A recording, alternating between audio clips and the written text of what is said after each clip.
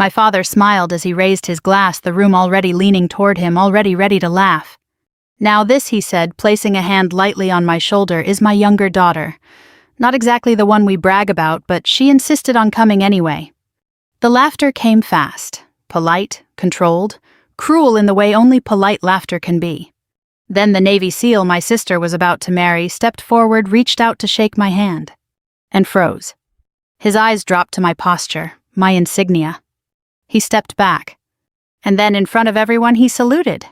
"Ma'am, Admiral." And just like that, my father's world cracked.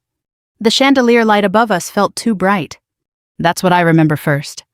Not the laughter, not the silence that followed, not even my father's hand still resting on my shoulder like he owned the moment.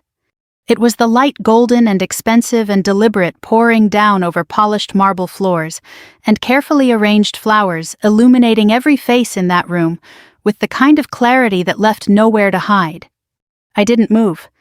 I didn't react. I simply stood there exactly where my father had positioned me, slightly behind him, slightly to the side. Not part of the center, never part of the center. His fingers pressed lightly against my shoulder as if reminding me where I belonged. "Relax," he added, just loud enough for the nearby guests to hear. "She takes things too seriously. Always has." More laughter. A woman in pearls covered her mouth, smiling into her wineglass. A man in a tailored suit nodded as if my father had said something universally understood. I felt the familiar tightening in my chest, not sharp, not overwhelming, just familiar. Recognition. Nothing had changed. Not really. I had spent years telling myself that distance would shift something between us. That time would soften him. That achievement, real, measurable, undeniable achievement, might one day force him to see me differently. But standing there under that chandelier surrounded by people who mattered to him, I realized something simple. To my father, I wasn't invisible. I was inconvenient. The Navy SEAL, Daniel Carter, my sister's fiancé, stepped forward, then his hand extended with easy confidence. He wore his dress uniform like it belonged to him, posture straight, gaze steady. There was nothing performative about him. No need to impress. "Daniel," he said, "I've heard a lot about you." I almost smiled at that. I reached out to take his hand. His grip was firm, professional, familiar. And then, something shifted. It was subtle at first. His eyes didn't leave mine, not in a social way, not in the casual scanning that happens during introductions. He was assessing. The way we're trained to assess. Posture, bearing, stillness under pressure. His grip loosened slightly. His gaze dropped briefly to the clean lines of my uniform, not the obvious details, not what civilians noticed. Something else. Something quieter. Then he stepped back. Just a fraction. But enough. Enough that the conversation around us faltered, enough that the air changed. And then, he saluted. Clean, precise, unmistakable. "Ma'am," he said, voice steady, "Admiral." The room stopped. Not gradually, not in a ripple. Completely. It was the kind of silence that doesn't ask permission, the kind that takes over a space and holds it still. I heard a glass clink somewhere in the distance, a chair shift, a breath caught too sharply. My father's hand fell from my shoulder. I didn't look at him. I kept my eyes on Daniel. Because I recognized that moment. I had lived inside that moment before, the instant when truth surfaces without warning, when a situation reveals itself not as it was presented, but as it actually is. His salute held for exactly the right length of time. Then he lowered his hand. "Apologies," he added, his tone unchanged. "Didn't expect to meet you here." I nodded once. "No need to apologize," I said quietly. My voice sounded exactly the way I needed it to. Even controlled. Untouched. Behind us, the room began to breathe again. Whispers low and uncertain threaded through the silence. "Admiral? Did he just say?" That can't be right. I turned then. Not toward the crowd. Toward my father. Frank Whitman stood exactly where he had been, glass still in hand posture, still upright. But something in his expression had fractured. Not fully, not visibly, not yet. But enough. His smile didn't quite reach his eyes anymore. "Daniel," he said, forcing a lightness into his voice that didn't quite land. "You must be mistaken." Daniel didn't respond immediately. He didn't rush to correct himself. He didn't backtrack. Instead, he glanced at me. A question. "Permission?" I gave the smallest shake of my head. "Not now. Not like this." He understood. Of course he did. Perhaps he said evenly. Wouldn't be the first time I've misread a situation. It was a perfect answer. Neutral, respectful, non-committal. But the damage had already been done. Because the word had been spoken. Admiral? And words like that don't disappear. They linger. They settle. They reshape perception in ways that can't be undone. My father let out a short laugh, too quick, too sharp. "Well," he said, lifting his glass again, "let's not get carried away. My daughter has always had a flair for dramatics." A few people chuckled. Not all of them. Not this time. I could feel it, the shift. Subtle but real. The room was no longer leaning entirely toward him. And he knew it. I stepped back slightly, easing out from beside him. Not abruptly. Not defiantly. Just enough to reclaim my own space. "I think I'll get some air," I said. No one stopped me. No one argued. Because for the first time since I had walked into that house, I wasn't the least important person in the room anymore. I moved through the hallway quietly past framed photographs of a life I had never quite belonged to. My sister's graduation, my father's business awards, charity galas, smiling faces arranged in perfect alignment. There were no photos of me. Not recent ones anyway. The front door opened with a soft click. Cool evening air met me immediately, carrying the faint scent of cut grass and distant traffic, the kind of ordinary smell that felt grounding after a room built entirely on appearances. I stepped outside and let the door close behind me. Silence. Real silence. I exhaled slowly. My hands were steady. My breathing was controlled. But beneath that, something had shifted. Not anger. Not satisfaction. Clarity. Because for years I had believed the conflict between my father and me was personal, emotional, something rooted in misunderstanding or disappointment or difference. Standing in that room, hearing him reduce me to something small, something insignificant, and then watching that narrative crack in a single unplanned moment, I understood something else. This wasn't about who I was. It was about what he needed me to be. Manageable. Explainable. Contained. And for the first time, that version of me no longer existed. Behind me, the door opened again. I didn't need to turn to know who it was. "You should have said something." My father's voice came tight with controlled frustration. I faced forward, looking out over the darkened street. "There wasn't anything to say," I replied. A pause. "You embarrassed me," he said. I let that sit between us. Then quietly. I didn't say a word. Silence stretched. Thicker this time. He stepped closer. "You're going to explain this," he added. Not a question, a statement. I finally turned. Met his eyes. "No," I said. And for the first time in my life, I meant it. The night air lingered on my skin long after I stepped back inside. The house sounded different now. Not louder, if anything quieter, but the quality of the noise had changed. Conversations were tighter, more careful. Laughter came in short bursts, followed by glances. People were no longer just enjoying the evening. They were recalibrating. I walked past the living room where the earlier introduction had taken place. The same chandelier still glowed overhead, but the room felt smaller somehow. Or maybe it was just that the illusion had shifted. A few guests looked up as I passed. This time they didn't look through me. They looked at me. Curiosity had replaced dismissal, and curiosity I'd learned over the years was far more dangerous. I didn't stop.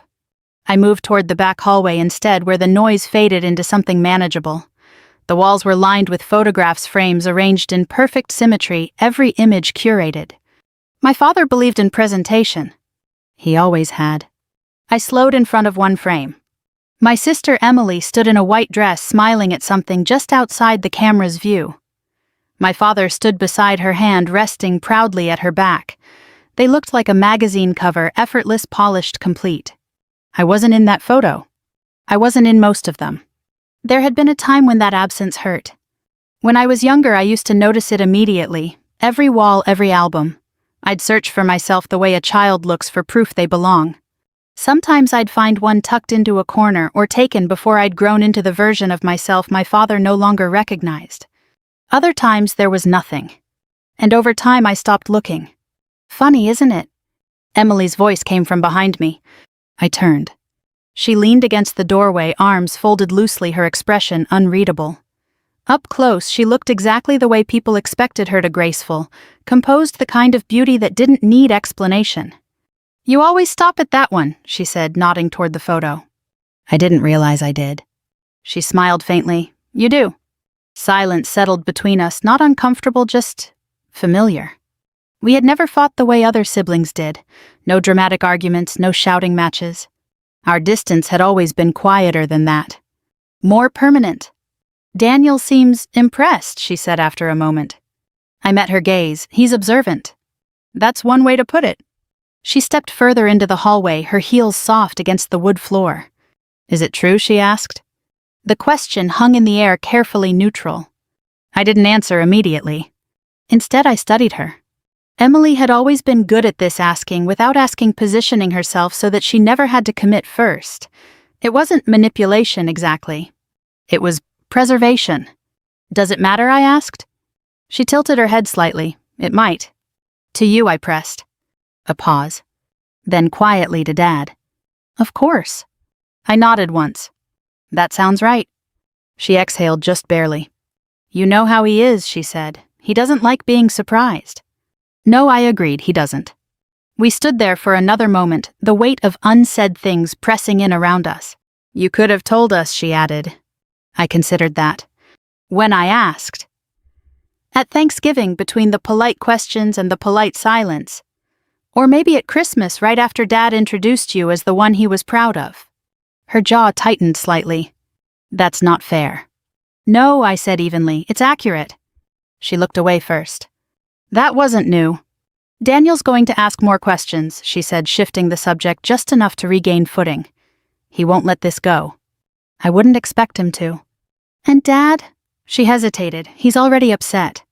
I almost smiled. "Already?" Her eyes flicked back to mine. "You know what I mean." I did.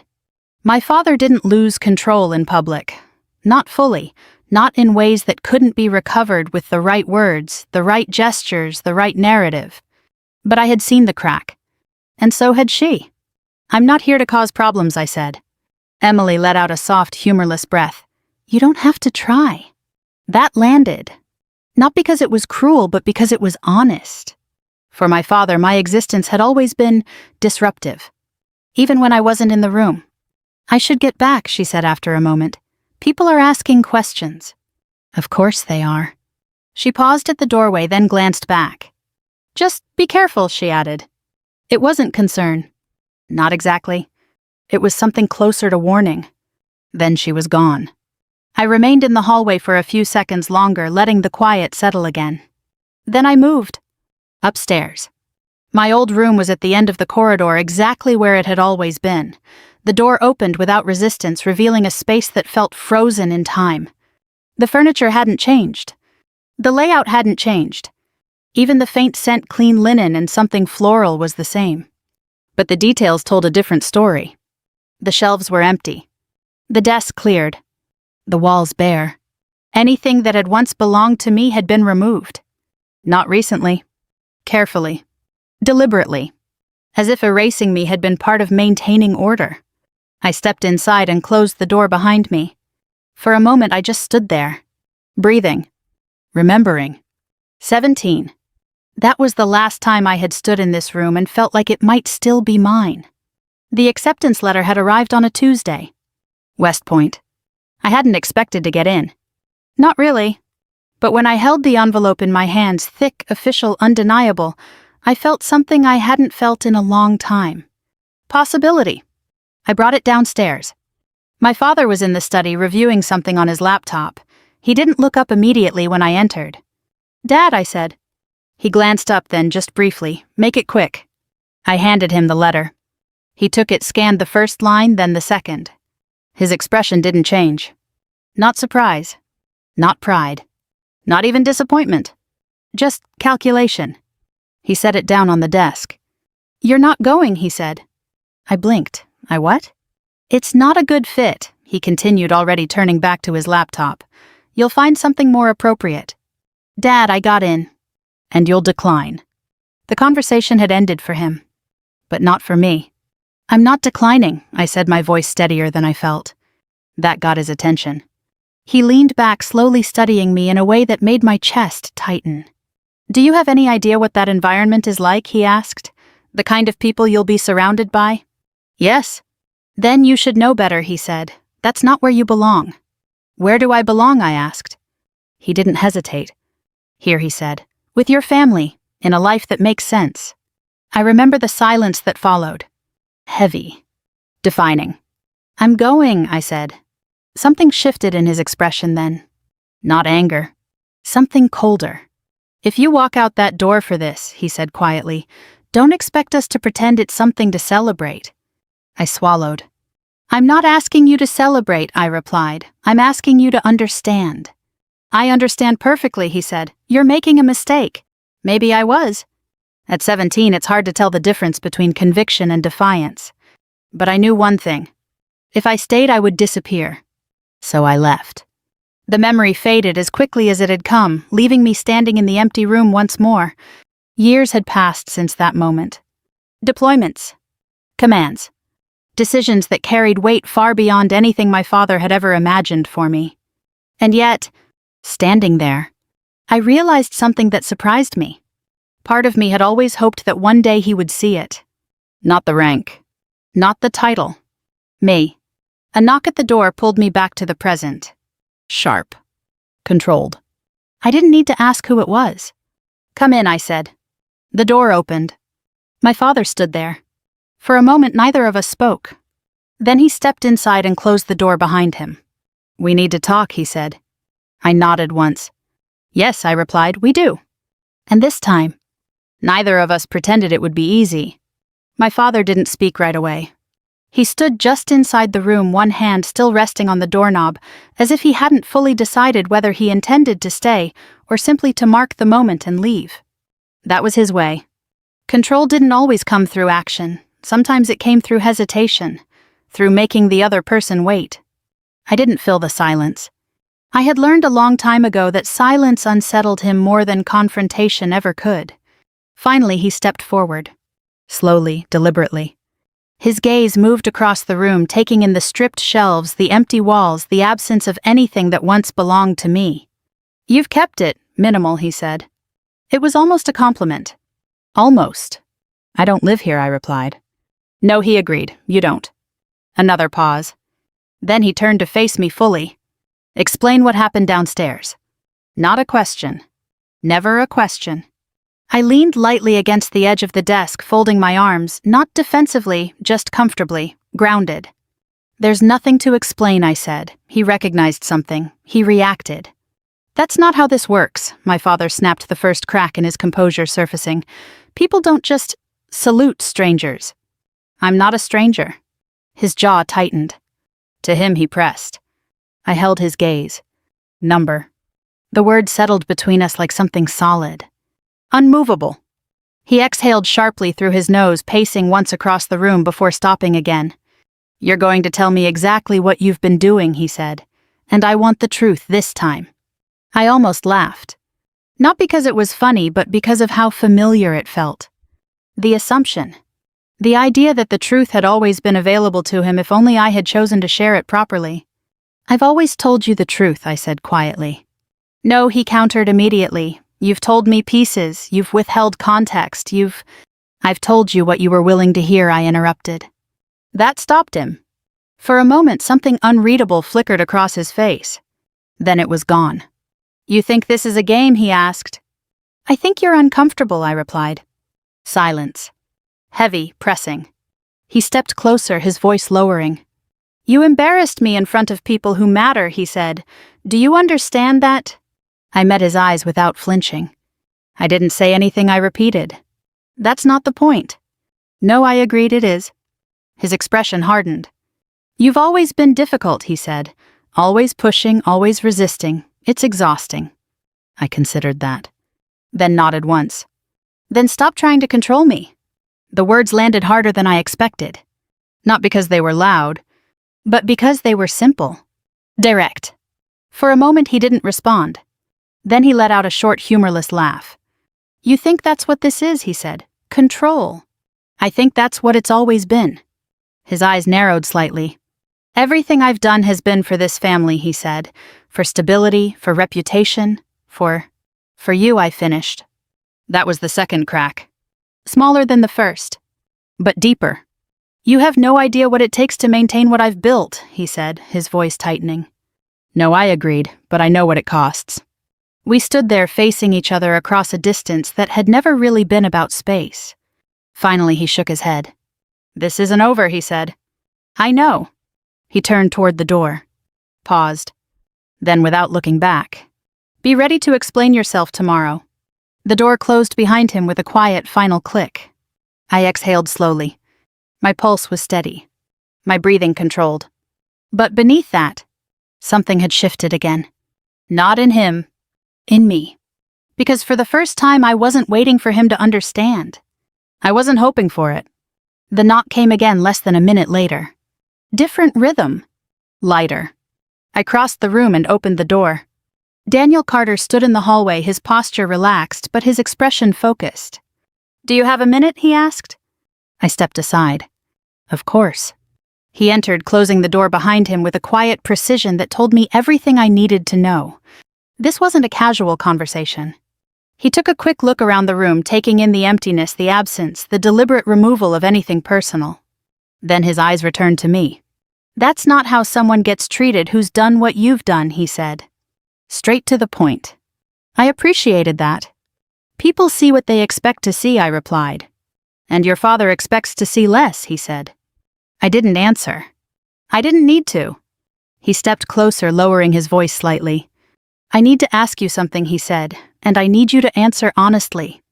I nodded once. Go ahead. His gaze held mine. Why haven't you corrected him? The question hung there. Simple. Direct. I considered it carefully before responding. Because it wouldn't matter, I said. His brow furrowed slightly. It would matter to me. That's different. He studied me for a moment longer, then nodded slowly. Yeah, he said, it is. Silence settled between us, but not uncomfortable. Measured. Intentional. I recognized you, he said after a moment. Not at first, not when I walked in, but when you stood still like that, when everyone else was reacting and you weren't. He shook his head slightly. I've seen that before. Where I asked. Kandahar, he said. 2018, joint operation, extraction went sideways. The memory surfaced instantly. Dust, heat, radio static cutting in and out. A situation collapsing faster than it should have. I wasn't on the ground, I said. No, he agreed. You were in command. A pause. You gave the order to pull us out. I remembered that. Not the details. The decision. The weight of it. I did my job, I said. He let out a quiet breath. You saved a lot of lives. I didn't respond. Not because I disagreed, but because that wasn't how I framed it. He seemed to understand that. Your father doesn't know, he said. No, I replied, he doesn't. And you're just going to let that continue? I met his gaze. Yes. He studied me carefully. Why? I thought about that. Really thought about it. Because the answer wasn't simple. Because it had changed over time. Because this isn't about information, I said finally. It's about perception. He waited. He's already decided who I am, I continued. Anything I say that contradicts that becomes the problem. Daniel nodded slowly. Yeah, he said, I've seen that. Of course he had. Different context. Same pattern. He's going to push harder, Daniel added, after tonight. I know. He's going to try to control the narrative. I know that too. Another pause. Then quietly. You don't have to handle that alone. I looked at him. Really looked at him. Not as my sister's fiancé. Not as the man who had saluted me. But as someone who understood the terrain. Why are you helping me? I asked. He didn't hesitate. Because I don't like watching people get misrepresented, he said. And because I've been on the receiving end of that before. That told me enough. He wasn't doing this out of obligation, or curiosity, or even respect. He was doing it because he recognized something. Something familiar. I nodded once. Then we should be careful, I said. A faint smile touched his expression. I was hoping you'd say that. He reached into his pocket and pulled out his phone, tapping the screen before handing it to me. A document. Official. Clean. Recognition report, after action summary. My name was there. My command. My decision. Verified. I shouldn't have this, he said, but I do. I handed the phone back. You don't need to use it, I said. He tilted his head slightly. No, he agreed, but you might. I considered that. Then shook my head. Not like that. His eyes sharpened. How then? I held his gaze. We don't correct him, I said. We let him reveal himself. A slow understanding spread across his face. Publicly, he said. Yes. On his terms. Exactly. He let out a quiet breath. That's risky. I nodded. I know. Silence settled again. But this time it felt different. Aligned. Strategic. Tomorrow night, he said. Engagement dinner, full guest list. People who matter to him. I met his eyes. Yes. He nodded once. Then we'll be ready. He turned toward the door, pausing just before he opened it. For what it's worth, he added, glancing back, you handled that room better than most commanding officers I've worked with. I allowed the smallest hint of a smile. Training, I said. He nodded. Yeah, he replied, I figured. The door closed behind him. I stood alone in the room again. But not the same way as before. Because now, this wasn't just about enduring. It was about positioning. And tomorrow, the narrative would shift. Not because I forced it to, but because I allowed the truth to surface. Exactly where it couldn't be ignored. The house was quieter the next morning. Not empty, never empty, but restrained. The kind of quiet that follows a disturbance people haven't agreed on how to discuss yet. I woke before sunrise. That hadn't changed. Years of service had rewired something fundamental in me. Even in unfamiliar places, even in a bed that didn't belong to me, my body still defaulted to readiness. Stillness first. Awareness second. Movement last. I sat at the edge of the bed for a moment, letting the light filter in through the curtains. Then I stood. The hallway outside my room was dim, the overhead light still off. Downstairs I could hear the faint clink of porcelain, someone in the kitchen. Not a guest. Too early. I moved quietly down the stairs. My father stood at the counter, coffee already poured, a tablet propped up in front of him. He didn't look up when I entered. I was wondering when you'd come down, he said. His tone was neutral. Too neutral. I stepped into the room, stopping a few feet away. Good morning, I replied. He tapped something on the screen, then turned the tablet toward me. An article. Local outlet. Clean layout, professional tone. The headline didn't mention my name. But it didn't need to. Concerns raised over military officers' stability amid family strain.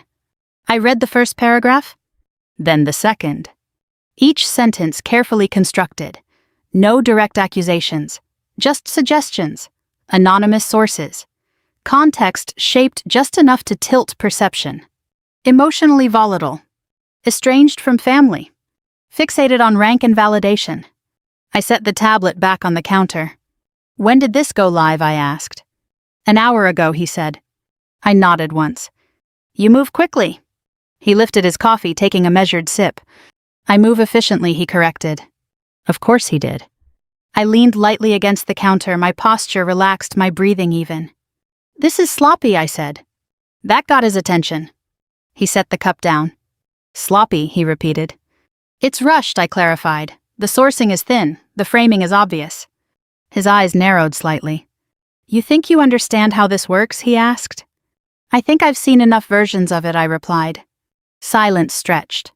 Then he smiled. Not warmly. You always did overestimate your perspective, he said. Maybe I allowed, but this won't hold. He stepped closer. It doesn't need to hold, he said quietly. It just needs to introduce doubt. There it was. Not denial. Not defense. Strategy. I studied him for a moment. You're building a narrative, I said. I'm protecting this family, he countered. No, I replied, you're protecting your version of it. His jaw tightened. They're the same thing, he said. They're not. Another pause. Longer this time.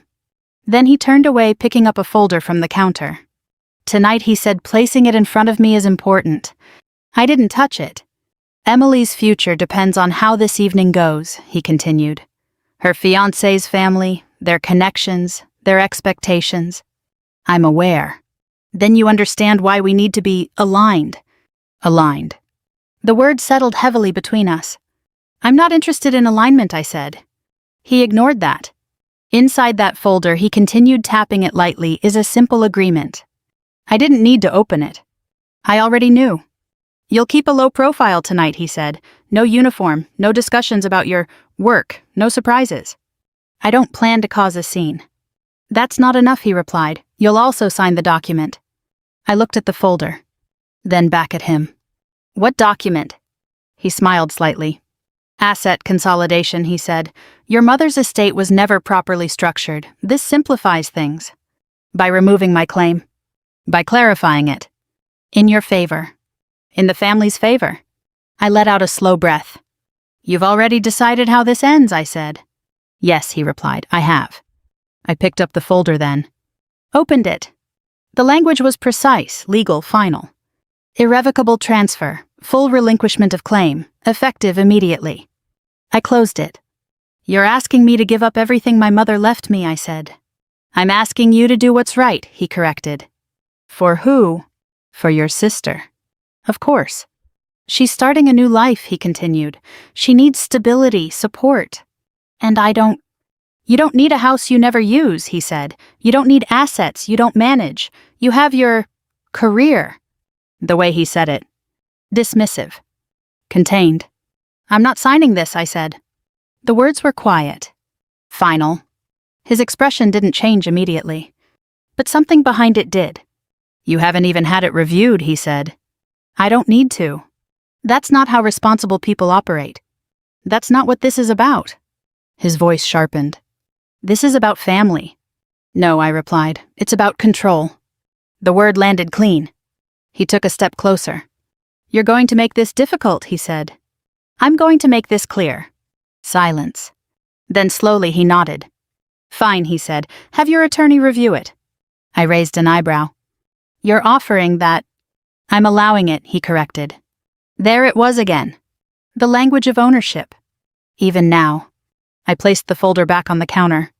I'll have my lawyer contact yours, I said. His eyes flashed. Just for a moment. You're bringing lawyers into this, he asked. You already did. That's different. No, I said, it's not. He turned away again, pacing once across the kitchen before stopping at the window.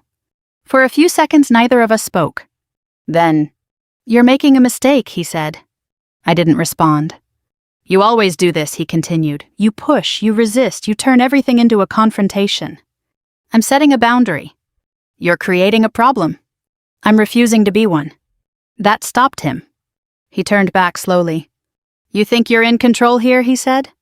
I met his gaze. I know I am. Silence settled again. But this time, it was different. Because for the first time, he didn't immediately know how to respond. My phone buzzed in my pocket. I ignored it.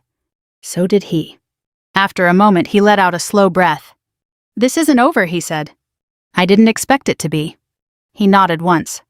Then picked up his coffee, finishing it in a single controlled motion. Tonight, he added, you'll do exactly what I've asked. I didn't answer. Because we both knew I wouldn't. He left the kitchen without another word. The sound of his footsteps faded down the hallway, replaced by the quiet hum of the house waking up. I stood there for a moment longer. Then reached into my pocket and pulled out my phone. A message. From Daniel. Daniel, he posted something. Check the link. I opened it. The same article. Already spreading. Shares, comments, reactions. The narrative was taking shape. Fast. I exhaled slowly. Then typed back. Me understood. Another message came through almost immediately. Daniel, we need to talk before tonight. I stared at the screen for a second. Then replied. Me agreed. I slipped the phone back into my pocket and glanced once more at the folder on the counter. At the clean lines of the document. At the version of my life my father had already decided for me. Then I turned away. Because this wasn't about reacting anymore. It was about timing. And tonight, he would make his move. And when he did, he would do it in front of everyone who mattered to him. Which meant, he would do it exactly where the truth could no longer be contained. We met where no one would think to look. A small coffee shop just outside town, tucked between a dry cleaner and a law office, the kind of place that didn't attract attention, because it wasn't trying to. No polished marble, no curated lighting. Just worn wooden tables, the low hum of conversation, and the steady rhythm of an espresso machine working through the morning. Honest. Unremarkable. Safe. Daniel was already there when I arrived, seated in the far corner with his back to the wall, a clear line of sight to both the entrance and the counter. Of course he was. He looked up as I walked in, gave a brief nod, and slid a second cup of coffee toward the empty chair across from him. "Black," he said. "Figured you didn't complicate things." I sat. "You figured right." For a moment neither of us spoke. Not out of uncertainty, but because silence when used correctly is part of preparation. "Have you seen it?" he asked finally. "I have." And I took a sip of coffee, letting the bitterness settle before answering. "It's exactly what I expected," I said. "Fast, controlled, enough truth to make the rest believable." He nodded. "Yeah, that tracks." A pause. "He's not going to stop," Daniel added. "Not after last night." "I know. He's going to escalate." "I know that too." He studied me for a moment, then leaned forward slightly. "Then let's talk about what happens next." I set the cup down. "Go ahead." He pulled out his phone, unlocking it with a quick motion before turning the screen toward me. A document. Official. Clean. Recognition report. After-action summary. Names, dates, coordinates. Decisions made under pressure. My decisions. "You said you didn't want to use this," he said, "and I get that. I really do." I didn't reach for the phone. "But if he's going to control the narrative," Daniel continued, "then we need to think about how that narrative ends." I met his gaze. "It ends when the truth is undeniable," I said. "And how do you make it undeniable without saying it yourself?" That was the question. The real one. I leaned back slightly, folding my arms, not defensively, just grounding the thought process. "You don't correct him," I said. "You let him commit to the story." Daniel's eyes sharpened. "Publicly," he said. "Yes." "Where he can't walk it back?" "Yes." A slow exhale. "That's surgical," he said. "It's controlled." He nodded once. "All right," he said. "Then we need the right environment." "We already have it," I replied. He didn't ask which. He already knew. "Tonight," he said. "The engagement dinner." He leaned back slightly, processing. "Full guest list," he added. "Family, business connections, people who care about reputation." "People who trust him," I said. "And people who will question him," Daniel finished. "Exactly." Silence settled again, but this time it felt different. Aligned. Focused. "Then we need structure," he said. "We need timing," I corrected. He smiled faintly. "Fair enough." He reached into his jacket and pulled out a small notepad, flipping it open with practiced efficiency. "Walk me through it," he said. I didn't hesitate. "Your father will speak first," he said, anticipating. "Yes," I replied, "he always does." "And he'll frame the evening." "He'll try to," I corrected. Daniel nodded, jotting something down. "And you?" he asked. "I don't interrupt," I said. "I don't react." "You let him build the narrative." "Yes." He looked up. "And then," I held his gaze. "Then someone else introduces reality." A pause. He understood immediately. "Not you," he said. "Number." "Not emotionally." "Number." "Clean," he said. "Clean." He tapped the pen lightly against the page. "Authority," he added. "Yes." "Verification." "Yes." "Timing." "Everything." He let out a slow breath.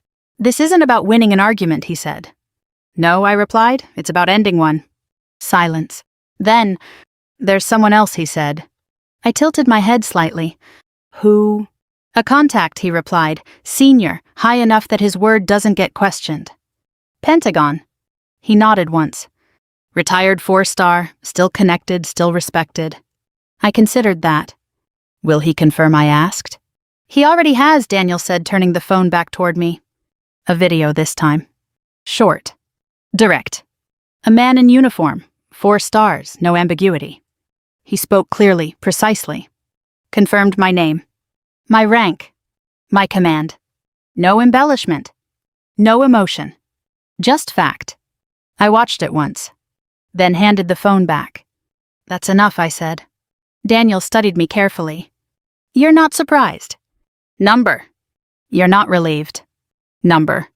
He frowned slightly. What are you then? I thought about that. Then answered honestly. Ready.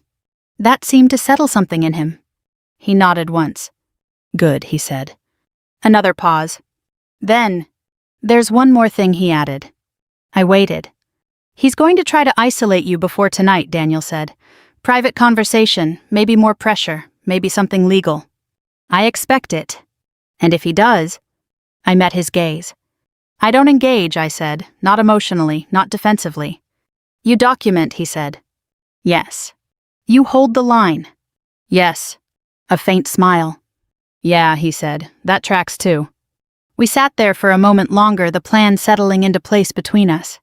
No theatrics. No improvisation. Just structure. Precision. Execution. Daniel closed the notepad and slipped it back into his jacket. Then we're done preparing, he said. I shook my head slightly. No, I replied, we're done thinking. He raised an eyebrow. And what comes next? I stood reaching for my coffee. Now we execute. He watched me for a second, then stood as well. All right, he said, then I'll see you tonight. I nodded once. Tonight. We walked out of the cafe together, the morning air crisp and steady, the world moving around us, as if nothing significant was about to happen. But I could feel it. The shift. The alignment of variables. The quiet moment before something changes. As we reached the sidewalk, Daniel paused. One more question, he said. I turned. Go ahead. He studied me for a moment. Why now, he asked. You've had years to correct him, years to set this straight. I considered the question. Because it mattered. Because the answer wasn't simple. Then I said, because now, it matters where the truth lands. He nodded slowly. Yeah, he said, it does. I gave a small, almost imperceptible nod in return. Then turned and walked away. Back toward the house. Back toward the version of my life my father had constructed so carefully. Back toward the evening where he would try to reinforce it. In front of everyone who mattered to him. And this time, I wouldn't stop him. Because sometimes, the most effective way to dismantle a story is to let it unfold exactly as intended, until the truth makes it impossible to continue. The ballroom was exactly the kind of place my father preferred. Large enough to impress, controlled enough to manage. Crystal chandeliers cast a warm golden light across polished floors. Round tables draped in white linen filled the space in perfect symmetry, each centerpiece arranged with deliberate care. Conversations flowed easily, laughter measured and appropriate, every movement aligned with expectation.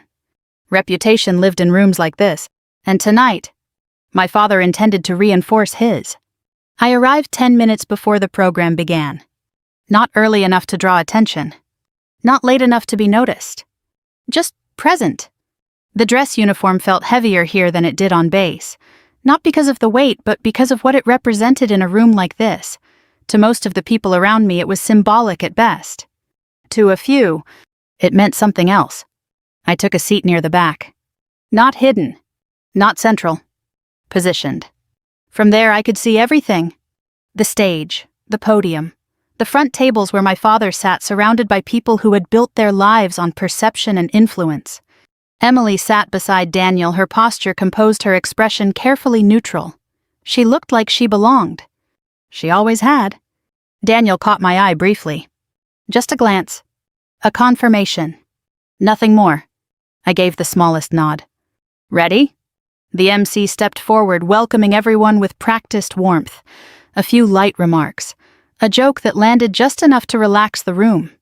Then, tonight, he said, we celebrate not just a union but a family.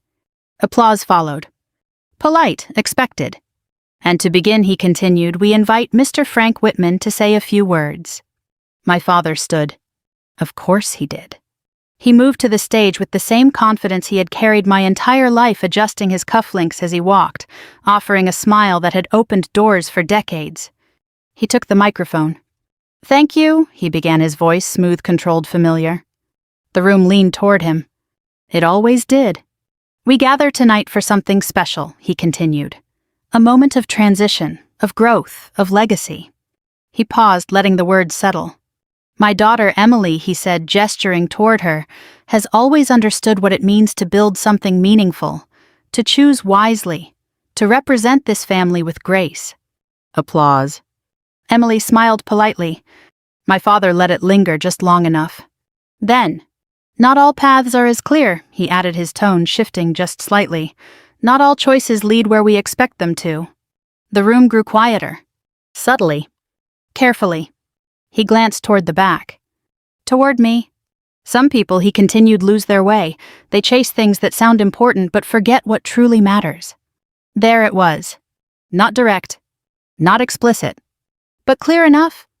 A few people shifted in their seats. Others nodded. The narrative was forming. Exactly as planned. I remained still.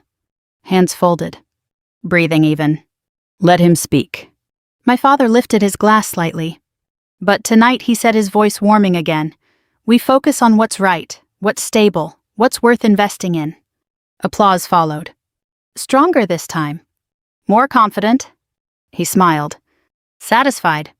Because from where he stood, he believed he had regained control.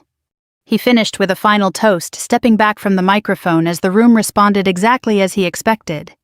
Then, Daniel stood. Not abruptly. Not dramatically. Just deliberately. He adjusted his jacket, stepped toward the stage, and reached for the microphone before the MC could transition. The shift was immediate. Not loud, but noticeable. Before we continue, Daniel said, his voice steady, there's someone here I need to acknowledge.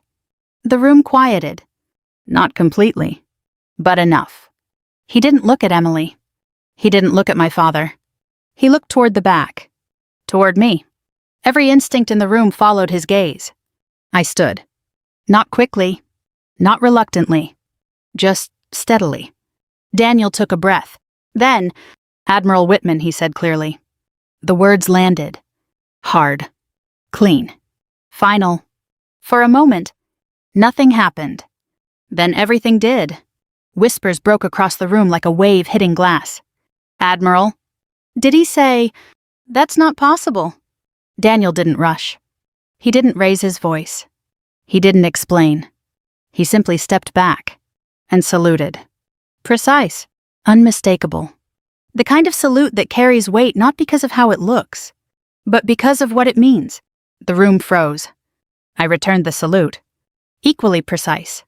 Equally controlled. Then lowered my hand. Behind Daniel, the screen flickered to life. No fanfare. No dramatic music. Just information. My name. My rank. My command. Official. Verified. Then, the video. The 4-star general. Clear, direct, unquestionable. Admiral Haley Whitman currently commands. That was enough. The room shifted. Not gradually. Decisively. People stood. Not everyone. But enough. Enough to change the energy. Enough to break the narrative. Applause followed. Slow at first. Then building. Not celebratory. Not emotional. Acknowledging. Recognizing. Correcting. I didn't move. I stood there letting the moment exist without trying to shape it. Because it didn't need shaping. It was already complete. My father stepped forward. Too quickly. Too late. This is absurd, he said, his voice tight. There's been a misunderstanding. No one responded. Not immediately. Because the room had already shifted. Because authority once introduced doesn't get easily dismissed. Daniel didn't look at him. He didn't engage. He simply stepped back from the microphone. His role complete. I met his eyes briefly. A single nod. That was all. I sat down. The applause continued for a few seconds longer, then faded into something quieter, something heavier. The MC hesitated, unsure how to proceed. My father stood near the stage, his expression caught between disbelief and calculation. For the first time, he didn't control the room, and everyone knew it. The program continued eventually, because it had to. Because events like this don't stop, they adjust. But nothing felt the same. Conversations were different now. Quieter. More deliberate. People looked at me differently. Not with curiosity. Not with dismissal. With understanding. And my father, he felt it. Every glance. Every shift. Every moment where his version of reality no longer aligned with what people now knew to be true. I didn't stay long. I didn't need to. The point had been made. The narrative had been corrected. And anything beyond that would only dilute it. I stood quietly and made my way toward the exit. No one stopped me. No one tried. Because sometimes the most powerful thing you can do is leave and let the truth remain, without you needing to stand there and defend it. I didn't remember the drive home. Not in the way people usually remember things. There were no clear turns, no specific streets, no passing landmarks that stood out and anchored the moment in place. Just motion. The quiet hum of the engine. The steady rhythm of headlights cutting through the dark. The kind of silence that doesn't press on you, it carries you. By the time I pulled into the apartment complex, the world had already started adjusting behind me. It always does. Truth doesn't need to chase attention. It simply replaces what was never solid to begin with. I turned off the engine and sat there for a moment, hands resting lightly on the steering wheel, the faint ticking of cooling metal filling the space around me. No adrenaline. No rush. Just stillness. Mission complete. Area secure. I stepped out of the car, the night air cool against my skin, and walked upstairs without looking at my phone. Not yet. Because I already knew what would be there. Messages. Questions. Reactions. Some supportive. Some curious. Some cautious. That was the pattern. It didn't need to be confirmed immediately. Inside the apartment felt exactly the way I had left it. Quiet, ordered, unpretentious. A space that belonged entirely to me, not shaped by anyone else's expectations. I set my keys on the counter and finally pulled out my phone. The screen lit up. Dozens of notifications. Emails, calls, messages from numbers I recognized and many I didn't. I scrolled past most of them. Stopped at one. Daniel. Daniel, you left before I could say anything. I typed back. Me, you already did. A pause. Then. Daniel, he tried to recover. Didn't go well. I allowed the smallest hint of a smile. Me, it wouldn't. Another pause. Then. Daniel, Emily, she's processing. That made sense. Me, she always does. 3 dots appeared, disappeared, then returned. Daniel. For what it's worth, I meant what I said. Back there. I looked at the message for a moment longer than necessary. Then replied, Me, I know. I set the phone down. Silence returned. Clean. Uncomplicated. For the first time in a long time, I didn't feel the need to explain anything to anyone. Not my choices. Not my path. Not my absence. Because the truth had already been established clearly, publicly, and without distortion. And more importantly, I hadn't been the one to force it. The knock came the next morning. Sharp.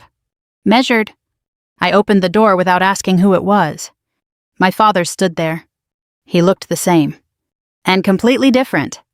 The posture was still straight, the suit still perfectly fitted, the presence still controlled. But something underneath it, something fundamental, had shifted. You're going to invite me in, he asked. I stepped aside. He entered slowly, taking in the space with a quick assessing glance before turning to face me. For a moment, neither of us spoke. Then, You humiliated me, he said. No greeting. No transition. Just the statement. I leaned lightly against the counter, arms relaxed at my sides. I didn't say a word, I replied. His jaw tightened. That's not how it looked. That's not what happened. Silence. He paced once across the room, then stopped, turning back sharply. Do you have any idea what's happened since last night, he asked. Calls, emails, people distancing themselves. I imagine it's inconvenient, I said. His eyes flashed. Inconvenient, he repeated. Everything I've built was built on perception I finished. And now that perception is damaged, he snapped. No, I said evenly. It's corrected. That landed. Hard. He stared at me for a long moment, searching for something leverage perhaps, or weakness, or an opening that no longer existed. You could have handled this differently, he said finally, privately, respectfully. I met his gaze. You didn't. A pause. Then quieter. I was protecting this family. I considered that. Then shook my head slightly. You were protecting control, I said. Another silence. Longer this time. He exhaled slowly, the tension in his shoulders easing just enough to signal a shift. Not surrender, but recalibration. What do you want, he asked. The question was simple. Direct. And for the first time, real. I thought about it carefully. Because this moment mattered. Not for him. For me. I want boundaries, I said. He frowned slightly. Boundaries. You don't speak for me, I continued. You don't define me. And you don't reshape my life to fit your narrative. His expression tightened. And if I don't agree, I held his gaze. It doesn't require your agreement. That was the line. Clear. Unmovable. He looked at me for a long moment. Then, what about the house, he asked. Of course. Always back to structure, assets, control. My lawyer will be in touch, I said. You can stay. His eyes narrowed slightly. Stay. At fair market rent, I added. Every dollar goes into a scholarship fund. He blinked. For what? For families of service members who didn't come home, I said. The words settled. Quiet. Final. You'd turn it into that, he asked. I already have, I replied. He shook his head slowly. You're unbelievable. No, I said, I'm consistent. Silence followed. Then, something unexpected. He laughed. Not the same laugh. Not the one that filled rooms. Short. Tired. You always were, he said. For a moment we stood there without speaking. Not reconciled. Not resolved. But clearer. Then he turned toward the door. Paused. You think this changes everything, he said. I considered that. Then answered honestly. No, I said. It just makes everything honest. He nodded once. Then left. The door closed behind him. Soft. Final. I stood there for a moment longer. Then moved to the window looking out over the quiet street below. Life continued. Cars passed. People walked. The world moved forward the way it always does, indifferent to personal conflicts, unaffected by private victories. My phone buzzed again. I didn't check it. Not immediately. Because for the first time in a long time, I didn't feel the need to. I had spent years trying to be understood, trying to be seen, trying to fit into a version of myself that made other people comfortable. And somewhere along the way, I stopped needing that. Not because I gave up, but because I found something else. Clarity. And clarity doesn't ask for permission. It doesn't negotiate. It doesn't wait to be accepted. It simply exists. I exhaled slowly. And for the first time, it felt like enough. If this story stayed with you, if you've ever felt overlooked, underestimated, or forced to shrink to fit someone else's expectations, I'd really like to hear your thoughts. Where are you watching from? What part of this resonated with you? We share stories like this every day, stories about strength, truth, and the quiet moments that change everything. If you want more, take a second to subscribe and stay with us. Let's keep going together. I didn't hear my grandmother's voice until the day she destroyed my uncle's life. The strange part wasn't what she said. The strange part was that everyone in my family believed she couldn't speak at all. Not for years. They believed she couldn't hear either. So when my uncle stood in a courtroom weeks later, white as a sheet, staring at the 82-year-old woman he had abandoned like unwanted luggage, he looked as though he'd seen a ghost. But none of that would have happened if I hadn't come home that night and found her sitting outside my apartment, along with 2 old suitcases and a note that changed everything. I was exhausted when I got home. The kind of exhausted that settles into your bones and stays there. I had spent the previous 14 hours at Fort Carson dealing with personnel reviews, training schedules, and a last-minute readiness inspection that had somehow become my problem. By the time I pulled into the parking lot of my apartment complex in Colorado Springs, the sun had already disappeared behind the mountains. All I wanted was a hot shower and 6 hours of sleep before doing it all over again. Instead, I saw an elderly woman sitting outside my door. At first, I thought she was waiting for someone. Then I noticed the suitcases. 2 faded blue suitcases positioned neatly beside a folding chair. The woman sat perfectly still. Her hands rested in her lap. Her silver hair was pulled back into the same simple bun I'd seen my entire life. My heart stopped. "Grandma!" The word escaped before I could think. She looked up. The porch light reflected in her pale eyes. For a second she seemed confused. Then recognition softened her face, and she smiled. I ran toward her. "Grandma Evelyn!" I dropped my bag onto the concrete and crouched beside her. She reached out with trembling fingers and touched my cheek. That was when I saw the envelope resting on top of one of the suitcases. My name was written across the front. Sarah. Just Sarah. No explanation. No apology. No warning. A knot formed in my stomach. I opened it. Inside was a single sheet of paper. 3 sentences. That's all. "She's your problem now. Don't contact us again. We're done." I read it twice. Then a third time. The handwriting belonged to my Uncle Robert. I knew because I'd spent half my childhood receiving birthday cards from him before he stopped pretending to care. For several seconds I simply stared at the page, not because I didn't understand it, because I did, perfectly. My uncle had abandoned his own mother, and he had left her at my door. I looked around the parking lot as though I might find cameras filming some cruel prank. Nothing, just silence. My grandmother watched me carefully, almost nervously. I forced a smile. "It's okay." I wasn't sure whether she could hear me. The doctors had declared her almost completely deaf years ago. After a stroke, they said. Then another health problem affected her speech. Eventually, the family stopped speaking to her altogether. They spoke around her, about her, never to her. I suddenly wondered if anyone had ever bothered trying. I pulled out my phone. Robert didn't answer. Straight to voicemail. I called again. Voicemail. I called my Aunt Linda. Blocked. I called my cousin Jason. Blocked. Every number. Blocked. My jaw tightened. Of course, they hadn't just abandoned her. They had planned it. I looked at my grandmother. She seemed smaller than I remembered. Frailer. Her coat was too thin for the evening temperature. There was a slight tremor in her hands. I felt something ugly rise inside my chest. Anger. Not loud anger. The dangerous kind. The quiet kind. The kind that settles in and waits. I stood up. "Come on, Grandma." I opened the apartment door. The place wasn't much. 1 bedroom. A tiny kitchen. A living room barely large enough for a sofa and television. I wasn't poor exactly. Army officers aren't starving. But I wasn't wealthy either. Most of my paycheck disappeared into student loans, military obligations, and helping younger soldiers when they got into trouble. Meanwhile, Robert lived in a 6-bedroom house outside Denver. Jason drove a new luxury SUV. They posted vacation photos from Hawaii and Florida every year. Yet somehow they couldn't find room for an 82-year-old woman. The thought made me sick. I carried the suitcases inside.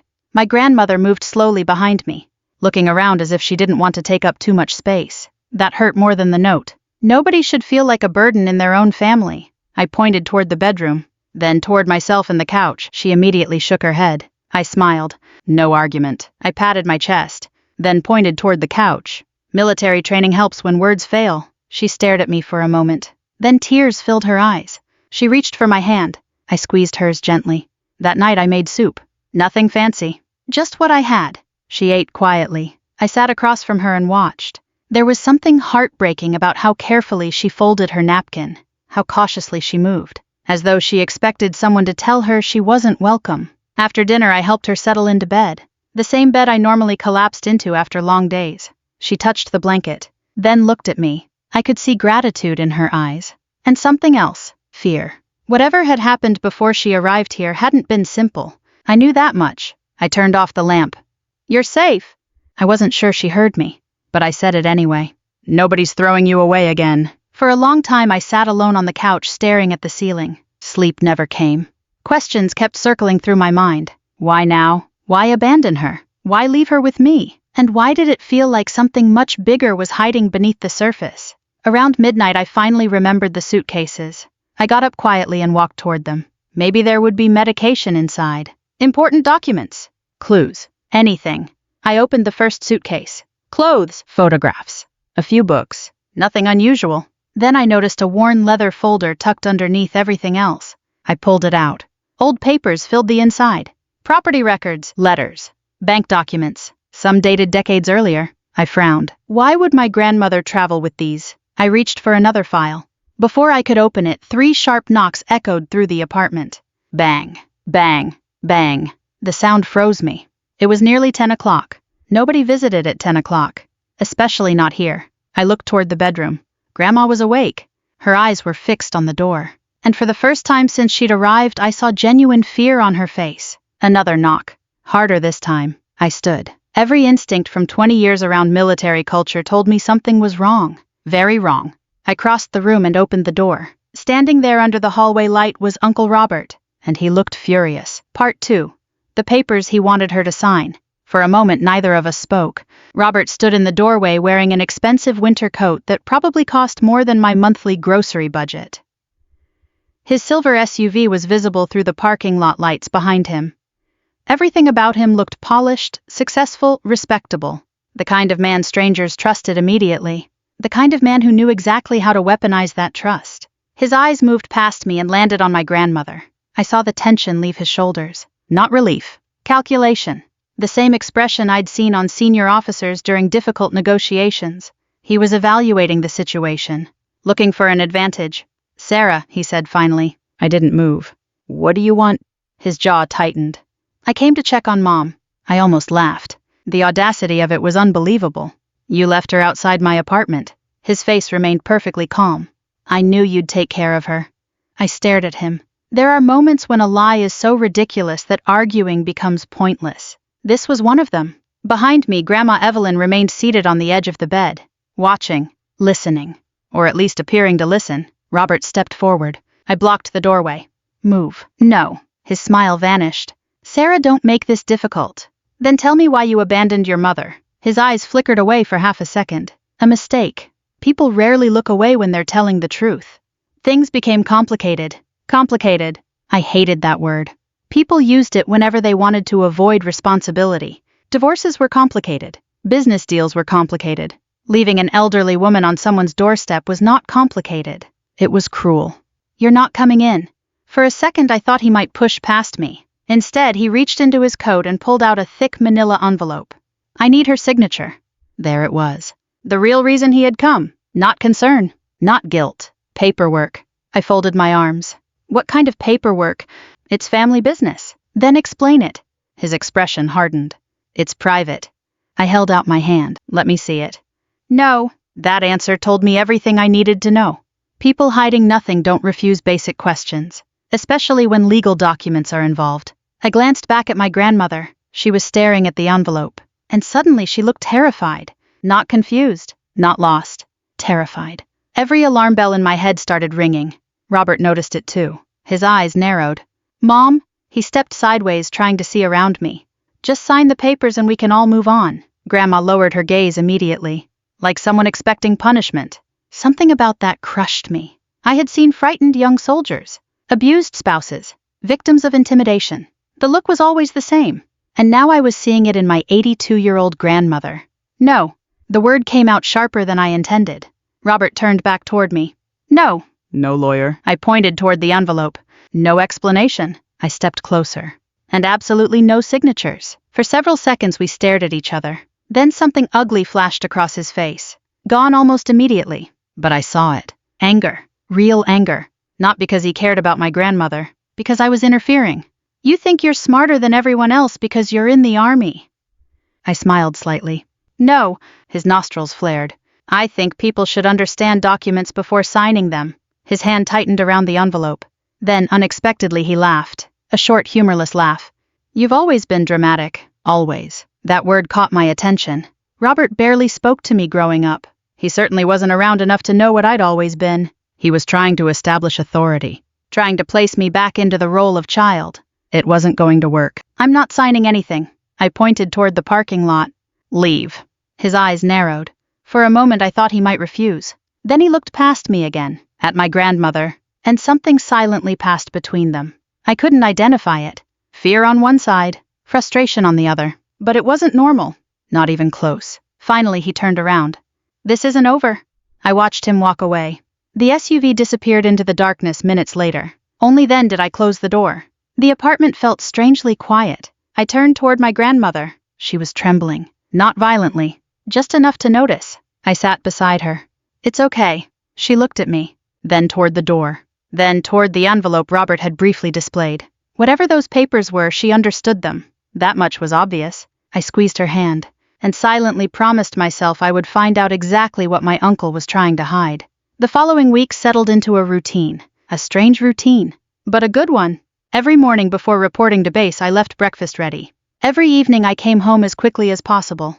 We developed our own ways of communicating. Simple gestures, written notes, expressions, patience. A surprising amount of patience. I learned that my grandmother still loved crossword puzzles. She loved old Western movies. She hated overcooked vegetables. And despite her age, she possessed a wicked sense of humor. One afternoon she watched me struggle with a stubborn jar lid, then calmly opened it herself. The look she gave me afterward nearly made me laugh. For the first time since she arrived, I saw genuine amusement in her eyes. Little by little the apartment changed. It stopped feeling like my apartment. It became our home. And I realized something uncomfortable. I was happier. Lonelier people often don't realize how lonely they are until someone enters their life. That realization made what Robert had done seem even worse. How could anyone throw away someone like her? The answer came unexpectedly. 3 weeks after she moved in. I was leaving for work when Mrs. Henderson from the neighboring apartment called out, "Sarah." I stopped. She hesitated. "You know that older gentleman who's been visiting?" A cold sensation spread through my chest. "What gentleman?" "The one who comes when you're gone." My stomach dropped. "How often?" She frowned thoughtfully. "Several times. Several. Not once. Not twice. Several." I felt my pulse quicken. "What does he do?" "He knocks." She pointed toward my apartment. "Sometimes he stays 20 or 30 minutes. I stared at her, trying to process what I was hearing. Robert had been coming here while I was at work. Repeatedly. My grandmother had never mentioned it. Of course she couldn't exactly tell me. Or so I thought. That evening I searched the apartment carefully. Nothing seemed disturbed. Nothing missing. But my instincts wouldn't let it go. Something was wrong. Very wrong. A few days later, while organizing some belongings from the suitcases, I discovered an old photograph hidden inside a worn book. The picture was faded, yellowed with age. A younger version of Grandma Evelyn stood beside a man in military uniform. Both were smiling. Both looked happy. I turned the photograph over. A handwritten message covered the back. Just 4 words. "Never let Robert know." I stared at the sentence, then read it again. And again. The handwriting belonged to my grandfather.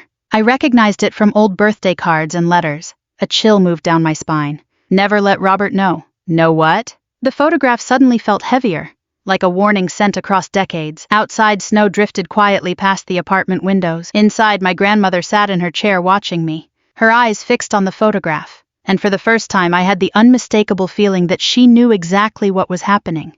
But whatever secret she carried, it was far bigger than abandoned suitcases, and far more dangerous than I had imagined. Part 3: Grandma's Secret. The photograph stayed on my kitchen table for 3 days. Every time I walked past it, I found myself stopping, studying it, trying to see something I'd missed. The man in uniform was my grandfather Thomas Mitchell, a decorated Army veteran. A quiet man who had died when I was 17. Growing up, I remembered him as steady, the kind of person who never raised his voice because he never needed to. People listened when he spoke, even Robert, especially Robert. Yet somehow my grandfather had written a warning that specifically mentioned his own son. Never let Robert know. 4 words that refused to leave my mind. On the 4th day, I took a personal leave afternoon and drove across town to see someone I hadn't spoken to in years. Michael Hayes, my grandparents' longtime attorney. His office occupied the 2nd floor of an old brick building downtown. The waiting room looked exactly as I remembered. Dark wood furniture, family photographs, a grandfather clock ticking softly near the reception desk. Nothing modern, nothing flashy. Michael himself looked older than I remembered. More gray hair, more wrinkles, but his eyes remained sharp. The moment he saw the photograph, his expression changed. Not dramatically, just enough. A slight tightening around the eyes, the kind lawyers develop when they suddenly become very interested. "Where did you get this?" "One of Grandma's suitcases." He studied the photograph for several seconds, then carefully placed it on his desk. "How is Evelyn?" I hesitated. "She's living with me." His eyebrows rose. With you? I nodded. Robert dropped her off at my apartment. The silence that followed lasted long enough to become uncomfortable. Michael slowly removed his glasses. That doesn't surprise me. The answer caught me off guard. You expected something like this? He leaned back, choosing his words carefully. Lawyers do that when they know more than they want to say. Let's just say Robert has never been particularly patient where money is concerned. There it was again. Money? The same thing Robert had accidentally mentioned weeks earlier. The same thing hiding behind every strange detail. I leaned forward. What did my grandfather mean? Michael looked at the photograph, then at me, then toward the closed office door. For a moment he seemed to be debating something internally. Finally he sighed. There were discussions years ago. What kind of discussions? Estate matters. Estate matters. Another lawyer phrase. Another half answer. I crossed my arms. Michael. He smiled faintly. You sound exactly like your grandfather when you're irritated. I wasn't in the mood for nostalgia. Apparently he realized that. His smile disappeared. There was a trust. I froze. A trust? He nodded. Your grandfather established several financial protections before he passed away. My pulse quickened. How much? I don't know the current value. That answer sounded genuine. What happened to it? Michael's expression darkened. That's the problem. I waited. The original documentation disappeared. My stomach tightened. Disappeared. He nodded. Only Evelyn knew where certain records were kept. For several seconds neither of us spoke. Suddenly dozens of scattered details began connecting. The abandoned grandmother. The mysterious paperwork. Robert's visits. The fear in Grandma's eyes. The warning on the photograph. It all pointed toward the same thing. Something valuable. Something Robert desperately wanted. What about Grandma's medical records? Michael frowned. What about them? They said she couldn't speak. His expression changed again, this time more noticeably. Who said that? My family. Michael leaned back slowly, then shook his head. I've never seen documentation confirming complete loss of speech. I stared at him. What? Evelyn's hearing deteriorated significantly. He nodded. That's true. But speaking, he shrugged. I was never informed she became entirely incapable of speech. A strange sensation ran through me, like standing on unstable ground.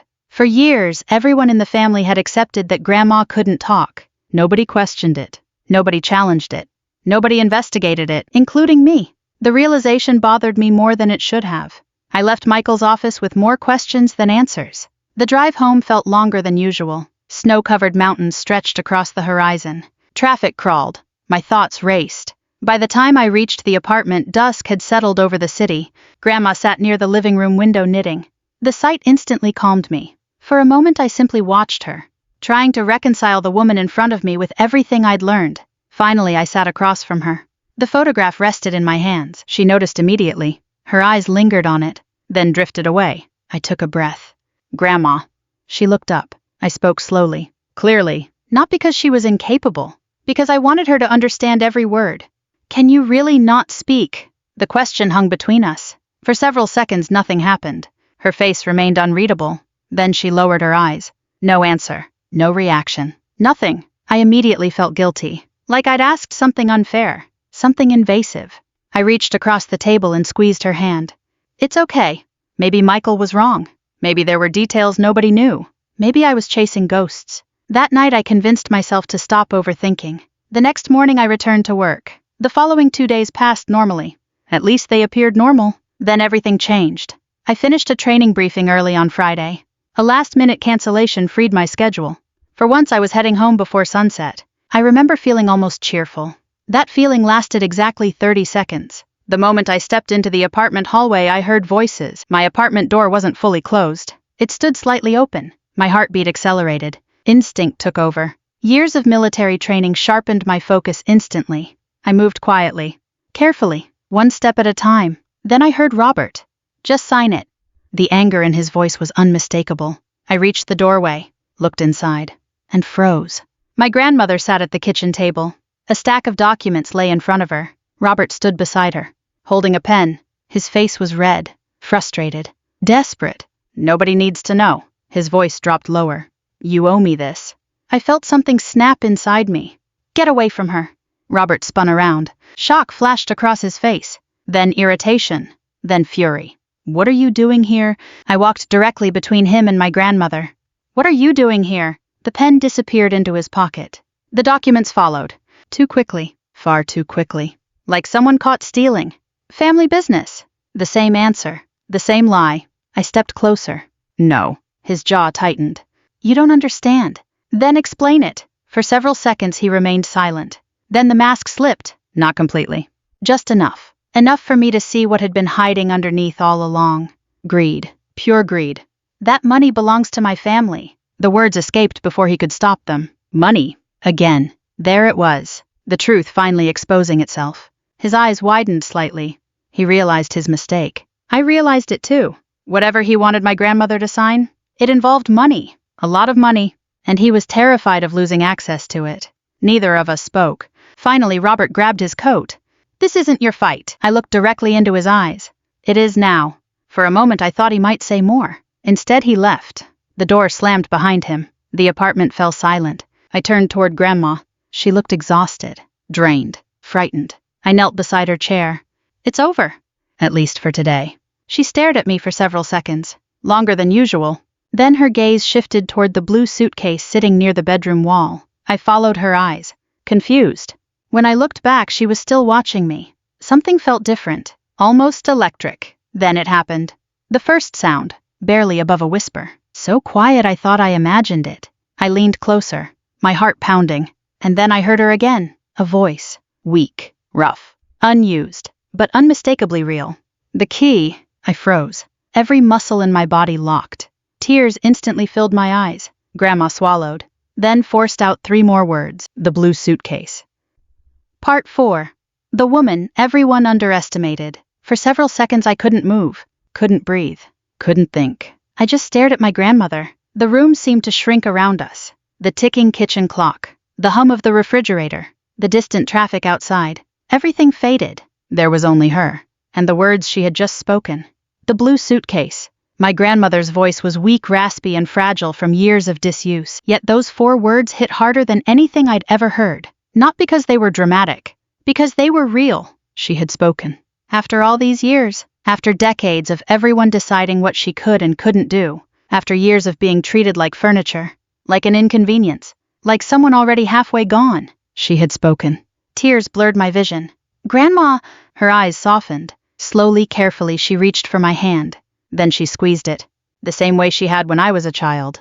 The same way she had after my grandfather's funeral. The same way she had when I left for military training. 1,000 unspoken conversations existed inside that single gesture. I swallowed hard, then looked toward the suitcase. The blue suitcase sat against the bedroom wall exactly where it had been since the day she arrived. Ordinary, worn, forgettable, and apparently important enough to frighten Robert. I stood and carried it to the kitchen table. Grandma watched silently. When I placed it in front of her, she nodded. Once, slowly. Permission. My hands trembled slightly as I opened it. At first nothing seemed unusual. Clothing, photographs, personal items. Then I noticed the false bottom. It was hidden well. A thin panel beneath folded sweaters. Someone who wasn't specifically looking for it would never have noticed. I carefully lifted it, and immediately understood why Robert had been desperate. A thick collection of folders filled the hidden compartment. Dozens of them. Some old, some newer. Everyone carefully organized. Everyone labeled in my grandmother's handwriting. I looked at her. She nodded again. Open them. So I did. The first folder contained bank statements. The second contained investment records. The third contained property documents. By the 4th folder, my pulse was racing. By the 5th, I knew exactly what I was looking at. Evidence. Years and years of evidence. Detailed. Meticulous. Devastating. I spent most of that night reviewing documents. Then the next day. Then most of Sunday. And the deeper I went, the worse it became. Robert hadn't simply taken advantage of his mother. He had systematically stolen from her. For years. Sometimes through questionable transfers. Sometimes through forged authorizations. Sometimes through shell companies connected to Jason. Each individual transaction looked innocent. Small enough not to attract attention. But together, the picture was horrifying. Millions of dollars. Not thousands. Millions. My stomach turned as I worked through the records. I kept waiting to discover a misunderstanding. A reasonable explanation. Something. Anything. But there wasn't one. The pattern remained consistent. Robert transferred money. Jason benefited. My grandmother lost assets. Again. And again. And again. Late Sunday afternoon I found a sealed envelope. It contained several handwritten letters. The first one was addressed to me. My hands shook as I unfolded it. Sarah, if you are reading this, it means two things. First, Robert finally became desperate. Second, I was right about you. I stopped reading. Emotion tightened my throat. For a moment I simply stared at the page, then continued. You always reminded me of your grandfather. You listen before speaking. You pay attention when others do not. Most importantly, you stay when leaving would be easier. The words hit harder than expected. I wiped my eyes and kept reading. For years I pretended to know less than I did. Sometimes people reveal their true character when they believe you are powerless. Robert revealed everything. The room felt very quiet. Painfully quiet. The letter continued for several more pages. And with every paragraph another piece of the puzzle fell into place. The truth was almost unbelievable. Years ago, after my grandfather died, my grandmother discovered irregularities in financial accounts. She confronted Robert. Instead of stopping, he became more careful, more patient, more sophisticated. Eventually she realized something important. If Robert believed she was watching, he would hide. If he believed she was helpless, he would become careless. So she let him underestimate her. For years. I lowered the letter. My grandmother sat quietly across from me, watching, waiting, not for sympathy, not for praise, just waiting for me to understand. And finally I did. She wasn't weak. She wasn't passive. She wasn't confused. She had been gathering evidence patiently, relentlessly, like a hunter setting a trap. The realization left me speechless. Most people would have fought openly. Most people would have demanded justice immediately. Grandma had chosen a different strategy. She had waited until Robert exposed everything. And now he had. Completely. The following morning I drove straight back to Michael Hayes. This time I brought 3 boxes. By the time I finished unloading them, his secretary looked concerned. Michael looked alarmed. What happened? I placed the first folder on his desk, then the second, then the third. His expression changed within minutes. The longer he reviewed the documents, the more serious he became. Finally, he removed his glasses, exhaled slowly, and looked directly at me. Good Lord. That wasn't the reaction I wanted, but it was probably the reaction I expected. How bad is it? Michael leaned back. For several seconds, he simply stared at the paperwork. Then he answered. Worse than I imagined. I sat quietly, waiting. He tapped several documents. These records establish a pattern. Another tap. These establish intent. Another. These establish fraud. I swallowed. How much? He calculated briefly. Then gave me a number. I felt physically ill. More than $3 million. $3 million. The figure seemed unreal, almost impossible. Yet the document supported every dollar. Michael closed the final folder. Robert is in serious trouble. For the first time since this nightmare began, I felt something resembling hope. Not revenge. Not satisfaction. Hope. Because for once the truth wasn't hidden. It was documented, recorded, proven. And facts are stubborn things, especially in court. The legal process moved faster than I expected. Much faster. Within days, formal filings were underway. Emergency motions followed. Financial reviews began. Investigators became involved. And suddenly the people who had ignored my grandmother for years were paying very close attention. Robert called repeatedly. I never answered. Jason left messages. I deleted them. Aunt Linda sent 3 emails. Unread. For the first time they were frightened. Not because of me. Because of evidence. Evidence they couldn't explain away. Then 1 week later everything changed again. A courier arrived at Robert's home. He signed for the package personally. Inside was a court summons, along with formal notice of civil action. According to Michael, Robert initially laughed. Actually laughed. He assumed I was behind it. He assumed an angry niece had decided to cause trouble. Then he reached the final page and saw the name of the plaintiff. The laughter stopped. Because the lawsuit wasn't filed by Sarah Mitchell. It wasn't filed by Michael Hayes. It wasn't filed by any government agency. The person bringing the case was the one person Robert had spent years underestimating. The woman he believed couldn't hear him, couldn't understand him, couldn't fight back. Evelyn Mitchell, his mother.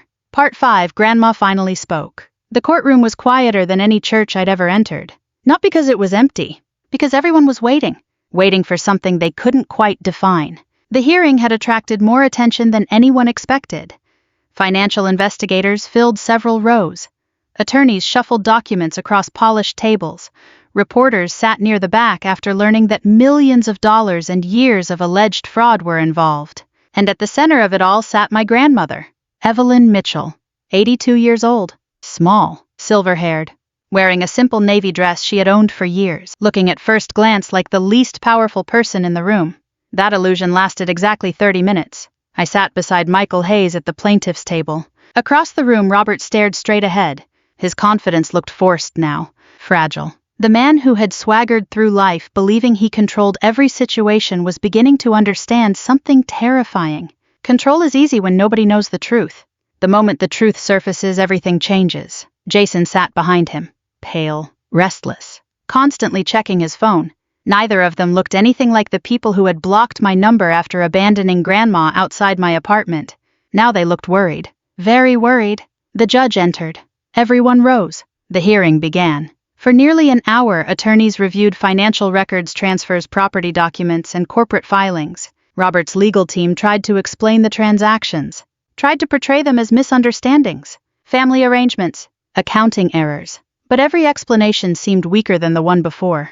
Because facts have weight, and the evidence Grandma had collected weighed a great deal. Still, Robert held on to one final hope. I could see it. He believed his mother would never testify. Even if she appeared in court, even if she sat in the witness chair, even if she wanted justice, he believed she couldn't speak. The same mistake he had been making for years. Eventually, Michael stood. Your Honor, the plaintiff would like to testify. A ripple moved through the courtroom. Robert's attorney immediately objected. Michael calmly responded. The judge reviewed several documents, then nodded. Mrs. Mitchell may take the stand. I helped Grandma walk forward. The room watched. Every eye followed her. Every whisper stopped. I could feel Robert staring. Probably wondering why we were bothering. Probably expecting silence. Probably expecting weakness. Grandma settled into the witness chair. The judge smiled politely. Mrs. Mitchell, do you understand why you're here today? For one heartbeat, nothing happened. Then Grandma lifted her head and spoke. Yes, Your Honor. The effect was immediate. The courtroom froze. A reporter dropped a pen. Someone gasped. Jason's mouth literally fell open. But nobody looked more shocked than Robert. The color vanished from his face. His hands tightened around the edge of the table. He looked as though reality itself had betrayed him. For years he had built his entire plan around one assumption. And that assumption had just collapsed. Grandma continued. Her voice wasn't strong. It wasn't dramatic. It didn't need to be. Truth rarely needs theatrics. I understand exactly why I'm here. Silence. Absolute silence. Then Michael began asking questions. Carefully, methodically, patiently. Grandma answered everyone. She explained how she discovered missing funds after my grandfather's death. She described confronting Robert. She explained why she began documenting transactions. Why she copied records. Why she preserved letters. Why she kept decades of evidence. Then came the question that changed everything. Mrs. Mitchell, Michael asked, why did you pretend not to understand what was happening? Grandma looked directly at Robert, not with hatred, not even with anger, just sadness, deep sadness, the kind only family can create. Because he was my son. The room remained silent. He already knew how to lie. Her voice trembled slightly. He already knew how to steal. She paused. But I wanted to know how far he would go. Robert lowered his eyes. For the first time he couldn't look at her. Grandma continued. When people think you are powerless, they stop hiding who they really are. I felt chills run through me. Because she was right. Completely right. Robert hadn't exposed himself because someone caught him. He exposed himself because he believed nobody was watching. The testimony continued for nearly 2 hours. Every answer strengthened the case. Every document matched her account. Every timeline aligned. Eventually, even Robert's attorney looked defeated. The outcome was becoming unavoidable. Near the end of the hearing, the judge reviewed the evidence one final time. The courtroom waited. The silence felt endless. Then the judge spoke. His words landed like thunder. Asset freezes. Financial recovery proceedings. Expanded fraud investigations. Additional reviews involving associated companies. Several findings were referred for further legal action. Each announcement drained more color from Robert's face. Jason looked ready to collapse. The hearing ended shortly afterward. People began filing out. Reporters rushed toward the doors. Attorneys gathered paperwork. Conversations erupted throughout the room. Yet amid all the movement, I noticed something unexpected. Grandma remained seated, quietly, peacefully, as though a burden she'd carried for years had finally been lifted. I walked over. You okay? She smiled. A real smile. The kind I'd rarely seen since she moved in. Yes. One simple word. One beautiful word. Outside the courthouse, cameras waited. Questions flew in every direction. Neither of us stopped. Neither of us answered. We simply walked to the car together. The mountain air felt fresh, clean, like the beginning of something rather than the end. The months that followed brought consequences. Serious consequences. Robert lost control of several assets. Multiple accounts were frozen. Properties were sold. Investigations expanded. Jason's business became part of the review process. Eventually, both men faced realities they had spent years avoiding. Actions have consequences, especially when those actions are documented. Meanwhile, life became quieter, better. Grandma moved into a small house not far from my apartment. Not a mansion. Not some fantasy estate. Just a comfortable home with a garden she loved. She spent mornings reading on the porch, afternoons tending flowers, evenings watching old westerns. The peace suited her. One afternoon several months later, we sat together beneath a maple tree in her backyard. The sun was beginning to set. The sky glowed orange and gold across the Colorado horizon. For a while, neither of us spoke. We didn't need to. Then I asked the question that had been living in my head for months. Why didn't you tell me sooner? Grandma smiled, a small smile. Thoughtful, patient, the kind grandparents save for important moments. Then she looked toward the garden. I was waiting. For what? She turned toward me. Her eyes shimmered slightly. To see who stayed. The answer hit harder than anything I'd heard during the trial. Not because it was dramatic. Because it was true. People often claim they love you. But real love reveals itself when helping becomes inconvenient. When sacrifice becomes necessary. When there is nothing to gain. Everyone in our family had made a choice. Robert chose money. Jason chose comfort. Others chose silence, and somehow, despite having the smallest apartment and the fewest resources, I had chosen to stay. Grandma squeezed my hand. Now I know. I couldn't speak for a moment. The sunset painted everything gold around us. The garden, the porch, the woman who had survived betrayal without becoming bitter. Eventually I smiled, and squeezed her hand back.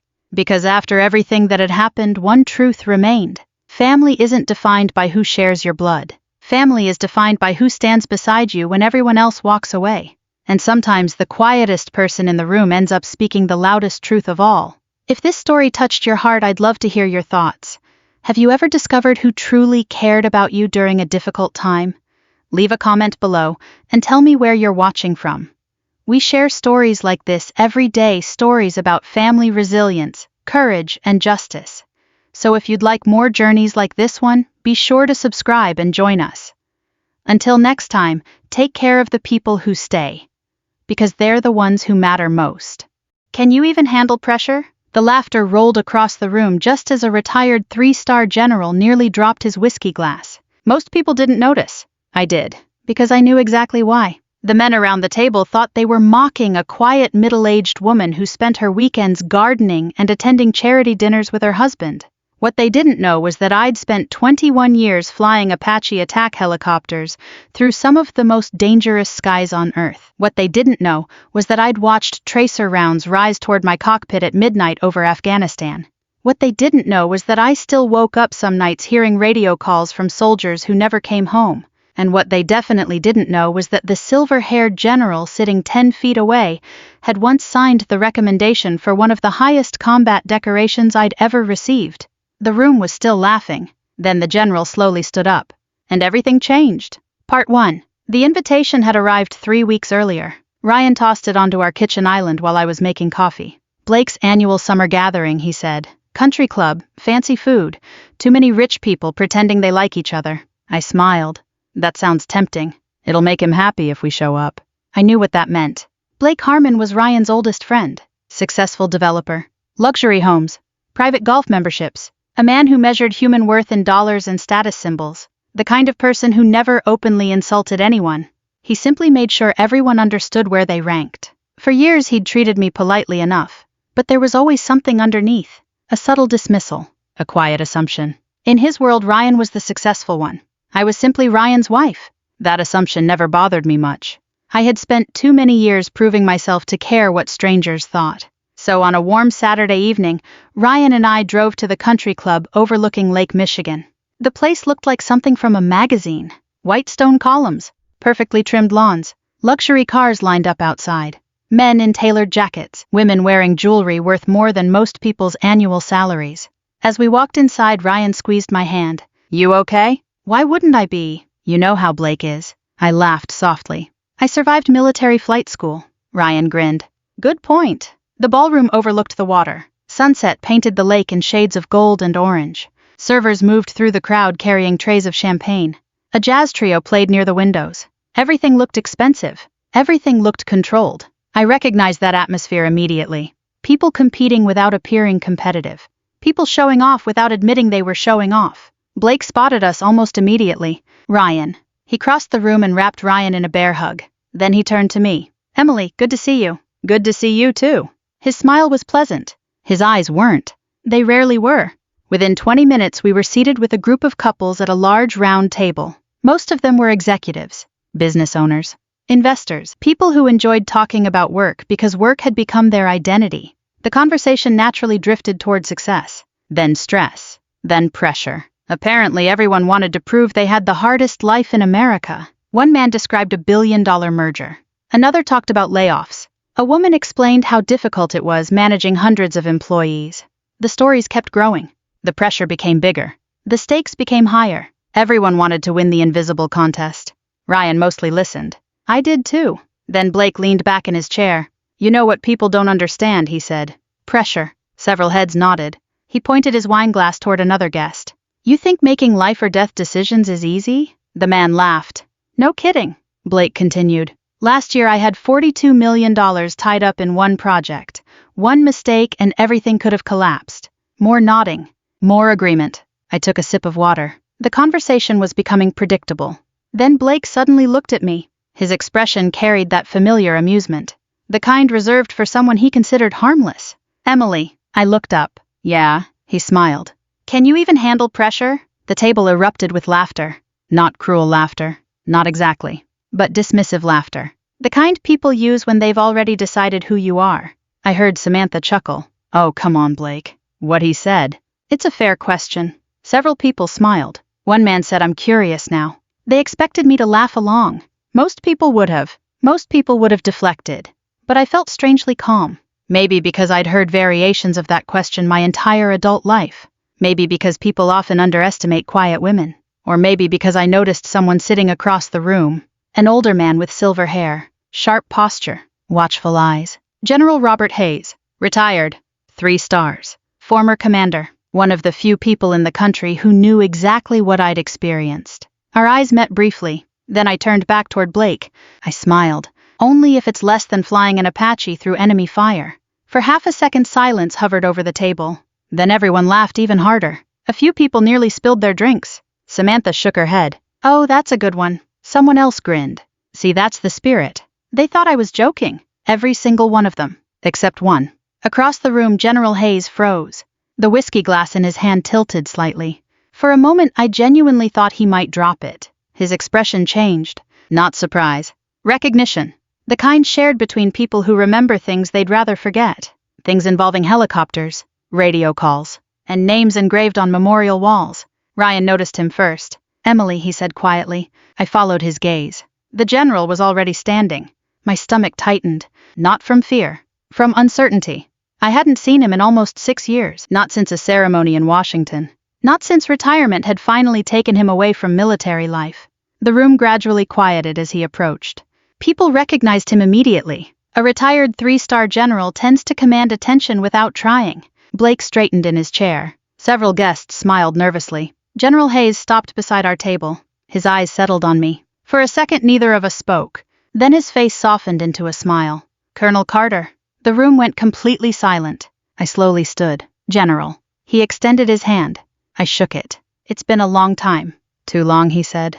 Nobody at the table moved. Nobody spoke. I could almost hear people trying to process what they'd just heard. Colonel. Not Mrs. Carter. Not Ryan's wife. Colonel. General Hayes glanced around the table. Then back at me, and I realized something immediately. He knew exactly what had happened before he walked over. He had heard the laughter. He had heard Blake's question. And he knew precisely why the answer had nearly made him drop his glass. Because unlike everyone else in that room, he knew who they were really mocking. Part 2. For several seconds after General Hayes called me Colonel Carter, nobody at the table seemed capable of speaking. The silence felt almost physical, not hostile, not uncomfortable, just stunned. I could practically see people reorganizing everything they thought they knew about me. Blake was the first to recover. Well, he said with a short laugh, that's certainly one way to surprise a room. Nobody joined him. That seemed to bother him. General Hayes remained standing beside me. Even in retirement, he carried himself like a man who had spent decades commanding soldiers. His shoulders were straight, his eyes alert. The room naturally adjusted itself around him. Ryan finally stood. "General Hayes," he said, "it's an honor." The general shook his hand warmly. "Ryan, good to finally meet you." Something about that statement caught my attention. Good to finally meet you. Not good to see you. Good to meet you. Because despite 20 years of marriage, Ryan had never actually met many of the people from my military life. That wasn't an accident. I'd always kept those worlds separate. The army belonged to one version of me. Home belonged to another. And I preferred it that way. General Hayes accepted an invitation to sit beside me. The conversations at neighboring tables had nearly stopped. People were pretending not to watch. Nobody was fooling anyone. The entire room was watching. Blake forced another smile. "So Emily's a colonel." "That's right," Hayes said. His tone remained pleasant. "Has been for a while." "A while?" Samantha asked. "How long?" "Several years." The silence returned. I focused on my water glass. Part of me wanted the conversation to move on. The other part knew that wasn't going to happen. "Not anymore." One of the guests leaned forward. "You flew helicopters." I nodded. "Apache attack helicopters." His eyebrows rose. "Seriously?" "Seriously. Combat." "Yes." A woman across the table stared at me. "You never mentioned that." I smiled. "You never asked." A few nervous laughs followed. General Hayes looked amused. Ryan glanced toward me. There was no accusation in his eyes, just curiosity. A curiosity I had seen growing throughout the evening. The truth was simple. Most military spouses know more about deployments than civilians. But they still don't know everything. There are stories that stay behind locked doors. Not because they're classified, because they're heavy. Because some memories become easier to carry when you stop talking about them. Blake swirled his wine. "So how does someone go from flying attack helicopters to sitting quietly at charity dinners? Life changes." "That seems like an understatement." General Hayes chuckled. "You have no idea." I shot him a warning look. He ignored it.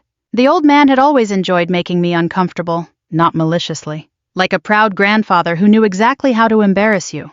"Emily was one of the best officers I ever worked with," he said. I closed my eyes briefly. "Here we go, General. I'm retired, let me brag." The table laughed. This time the laughter felt different. Warmer, more genuine, less judgmental. Hayes leaned back in his chair. "I met her when she was still a young captain." "Really?" someone asked. "Really?" He smiled at the memory. "Most people spent their first few years trying to prove they belonged. Emily spent her first few years proving everyone else wrong." I felt heat rise into my face. Ryan looked entertained. "That sounds familiar." "Of course it does," Hayes replied. "She probably still does it." The guests laughed again. Then Blake asked the question everyone wanted answered. "What kind of pressure are we actually talking about?" The room quieted immediately. Hayes glanced at me. I gave a small shrug. It wasn't my favorite topic. But I wasn't going to run from it either. The general folded his hands. "Imagine you're flying at night." Nobody interrupted. "Imagine the mountains below are completely dark." His voice became softer, steadier. "Imagine you have American soldiers pinned down on the ground. They're taking fire. Some are wounded." Several guests stopped drinking. "Now imagine every decision you make in the next 10 minutes determines whether those soldiers see their families again." Nobody moved. Nobody smiled. The atmosphere had changed entirely. Hayes continued. "That's pressure." The words landed heavily. Across the table, Samantha stared at her wine glass. The earlier amusement had disappeared. Ryan remained silent, listening, really listening, for perhaps the first time. One of the men cleared his throat. "How often did that happen?" I answered before Hayes could. "More than I'd like." Nobody laughed this time. The conversation slowly shifted. Questions replaced assumptions. People wanted to know where I'd served, how long I'd flown, what deployment was like. Most of the questions were respectful. Some were awkward. A few were surprisingly thoughtful. As the evening continued, I noticed something strange. The room no longer saw me as decoration, or as Ryan's wife, or as an accessory to someone else's success. For the first time, they were seeing me directly. Not through their assumptions. Not through stereotypes. Me. And oddly enough, that made me uncomfortable. Because recognition can be harder than invisibility. Especially when you've spent years avoiding attention. At one point, Ryan quietly leaned toward me. "Why didn't you tell me about some of this?" The question wasn't angry. It wasn't resentful. It was honest. I looked toward the lake beyond the windows. The last sunlight had disappeared. Dark water stretched into the distance. I didn't know how. His expression softened. "You could have tried." I nodded slowly. Maybe he was right. Maybe I'd spent so many years protecting people from my experiences that I'd accidentally built walls instead. Walls become habits, and habits become distance. The realization stayed with me. Later, dessert arrived. Conversations resumed around the room. The atmosphere relaxed, but Blake seemed restless. Every compliment directed toward me appeared to irritate him, not openly, subtly. The way a man reacts when reality refuses to match the story he created. Finally, he set down his fork. "Look," he said, "I'm not trying to be disrespectful." The statement guaranteed disrespect was coming. I just think military people sometimes exaggerate things. The table froze. Ryan immediately frowned. "Blake." "What?" "No, say it," I replied calmly. He looked surprised. "I'm just saying that civilians deal with pressure too." "Of course they do." That wasn't the impression I got. General Hayes slowly set down his coffee cup. The tiny sound echoed louder than it should have. Blake continued. "My company employs hundreds of people." "That's important," I said. "I know it is. Families depend on me." "Yes. And if I fail, people get hurt." I nodded. "They do." He seemed frustrated by my agreement. Perhaps he wanted an argument. Instead, he found understanding. The truth was that pressure isn't a competition. Everyone carries something. Some burdens are visible, others aren't. But General Hayes wasn't interested in philosophical discussions. He leaned forward slightly. His voice remained calm, almost gentle. "Blake, yeah, the pressure you carry is real." Blake relaxed. Then Hayes finished. "But the pressure Emily carried in 1 hour over Afghanistan was probably greater than what most people experience in an entire year." The room became silent once more. Not because anyone wanted to embarrass Blake, because everyone knew the general believed every word, and because suddenly nobody doubted him. I watched Blake's expression shift. For the first time all evening, uncertainty appeared. A crack in the confidence, a question forming behind his eyes. Who exactly is this woman? That question would haunt him long after the party ended. And before the night was over, he would start looking for answers. Part 3. The party ended just after 10. Ryan and I drove home in near silence. Not an uncomfortable silence, a thoughtful one. The kind that settles between two people when something important has shifted and neither person has figured out exactly what it means yet. The city lights reflected across the windshield as we headed north. Ryan kept both hands on the steering wheel. Twice he looked like he wanted to say something.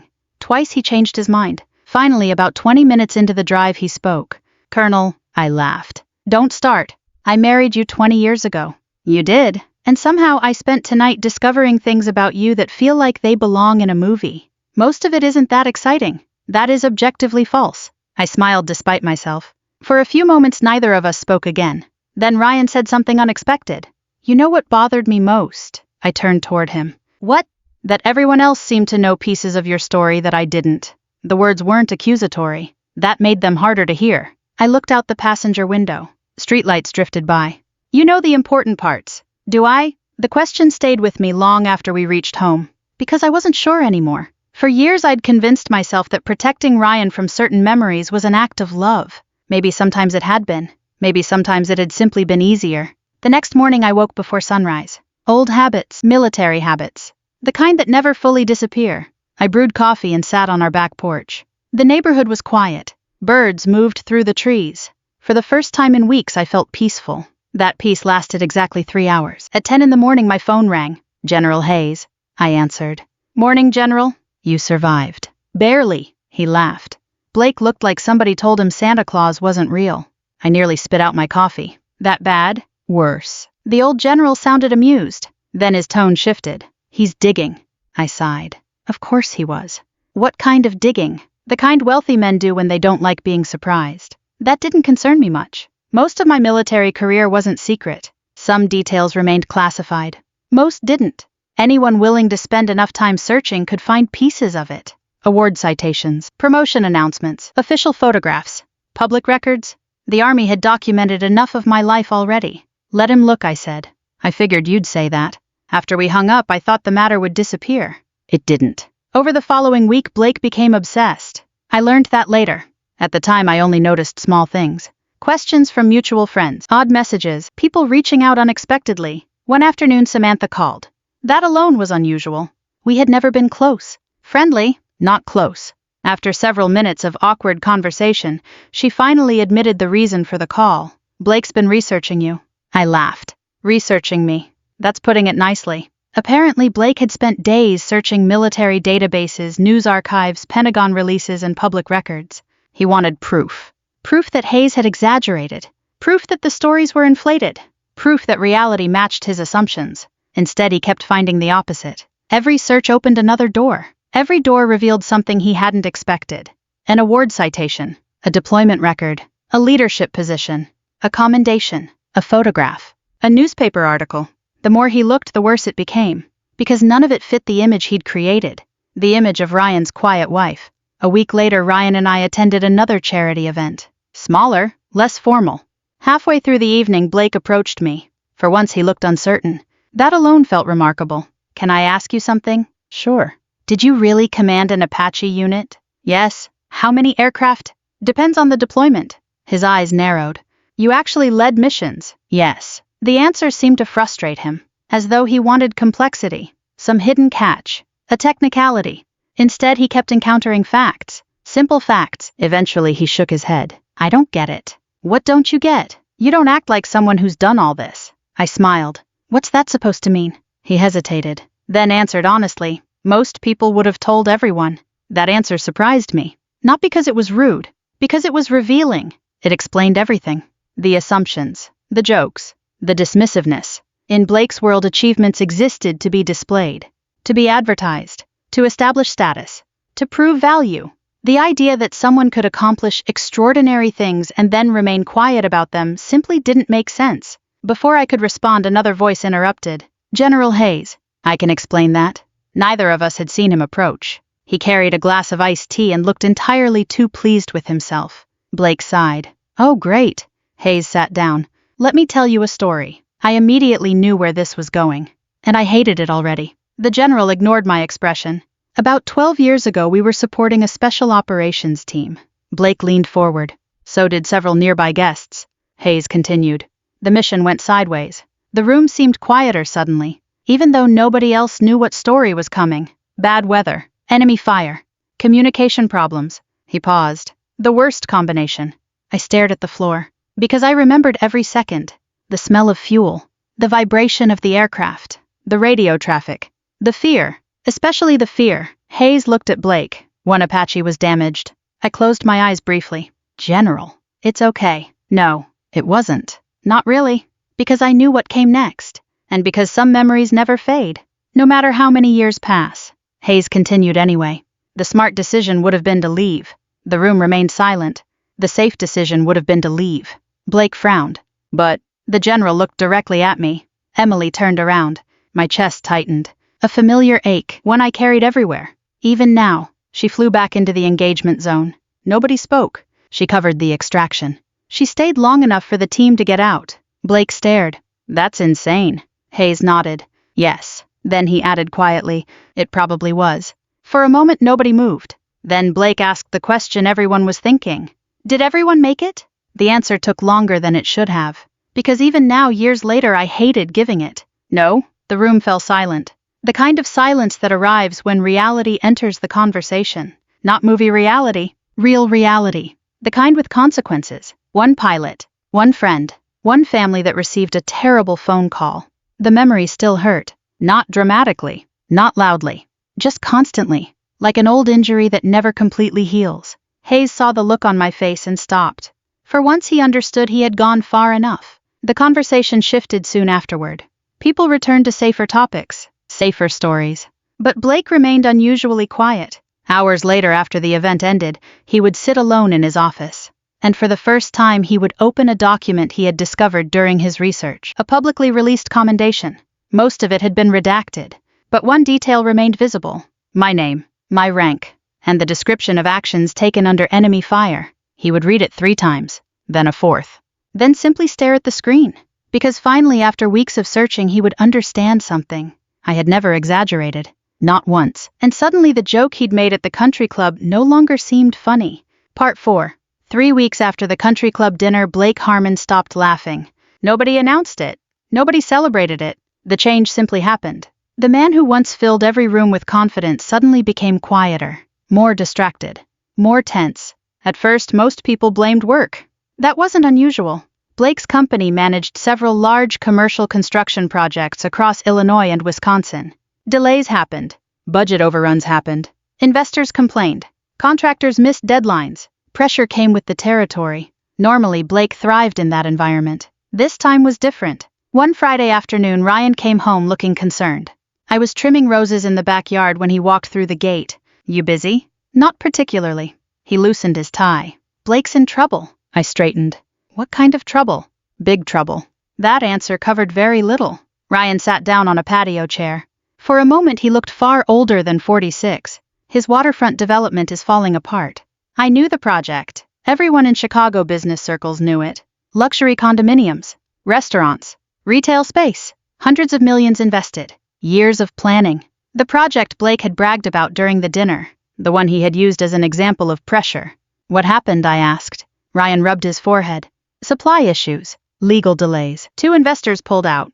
Costs exploded. None of that sounded good. Together it sounded catastrophic." "How bad?" Ryan looked at me. "They could lose everything." The words hung in the air. "Not just money, careers, reputations, families, employees, entire livelihoods." For the first time I understood why Blake had become so quiet. The pressure was real, very real, and unlike before, nobody was laughing. Over the following month, the situation worsened. The local business news covered the story constantly. Articles appeared almost every week. Rumors spread. Investors became nervous. Employees became anxious. Competitors circled like sharks. I knew the feeling, not the business side. The weight, the responsibility, the knowledge that hundreds of people depended on decisions only you could make. That burden feels remarkably similar whether you're sitting in a boardroom or inside a combat aircraft. One evening, Ryan came into the kitchen while I was making dinner. "He wants to talk to you." I looked up. "Who?" "Blake." That surprised me enough to stop chopping vegetables. "About what?" Ryan laughed. "He didn't say." "That means he absolutely said." Ryan grinned. "Okay." He asked how someone stays calm when everything is falling apart. I stared at him. "Seriously, seriously." For several seconds, neither of us spoke. Then I shook my head. "That's unexpected." "You have no idea." A few days later, Blake called personally. His voice sounded different. Less polished. Less certain. More human. We agreed to meet at a small coffee shop near the lake, the kind of place nobody from his social circle would normally choose. When I arrived, he was already there. No expensive suit. No designer watch. No audience. Just Blake. He looked exhausted. Dark circles under his eyes, shoulders slightly slumped. The confidence that once filled every room seemed noticeably absent. I sat across from him. "Rough week." He laughed quietly. "Try rough year." For a few moments neither of us spoke. Then he surprised me. "I'm sorry." The words came out awkwardly. Almost painful. I believed them immediately. Because pride hates apologies. And Blake had always possessed plenty of pride. For what I asked.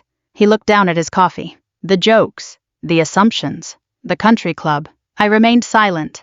He continued. "I thought I knew exactly who you were." I smiled faintly. "Most people do." "No." He shook his head. "I mean, I actually thought I knew. The distinction mattered. I understood that." Blake leaned back in his chair. "You know what's funny?" "What?" "For years I believed pressure was mostly about money." His laugh carried no humor. "Turns out that's a pretty small worldview." I studied him carefully. This wasn't the same man from the dinner party. The arrogance hadn't disappeared completely. People rarely change that fast. But something had cracked. Something important. The illusion of certainty. And once certainty breaks, growth becomes possible. Eventually he asked the question Ryan had predicted. "How do you do it?" "Do what?" "Handle pressure." There it was. The same question. But this time it wasn't a joke. It wasn't mockery. It was genuine. I considered the answer carefully. Because the truth wasn't simple. People often imagine courage as fearlessness. It isn't. Courage is functioning while afraid. I folded my hands around my coffee cup. "You want the honest answer?" "Yes." I stopped focusing on myself. He frowned. "I don't understand." "I know." I took a breath. When you're terrified, your mind naturally focuses inward. Your fear, your mistakes, your risk. Blake listened carefully. In combat, that can get people killed. His eyes remained fixed on me. "So what do you focus on?" "The people counting on you." The answer arrived instantly because it was true. Always true. "The soldiers on the ground. The crew beside you. The people who need you to stay functional." I shrugged. The mission becomes bigger than the fear. For several seconds Blake said nothing.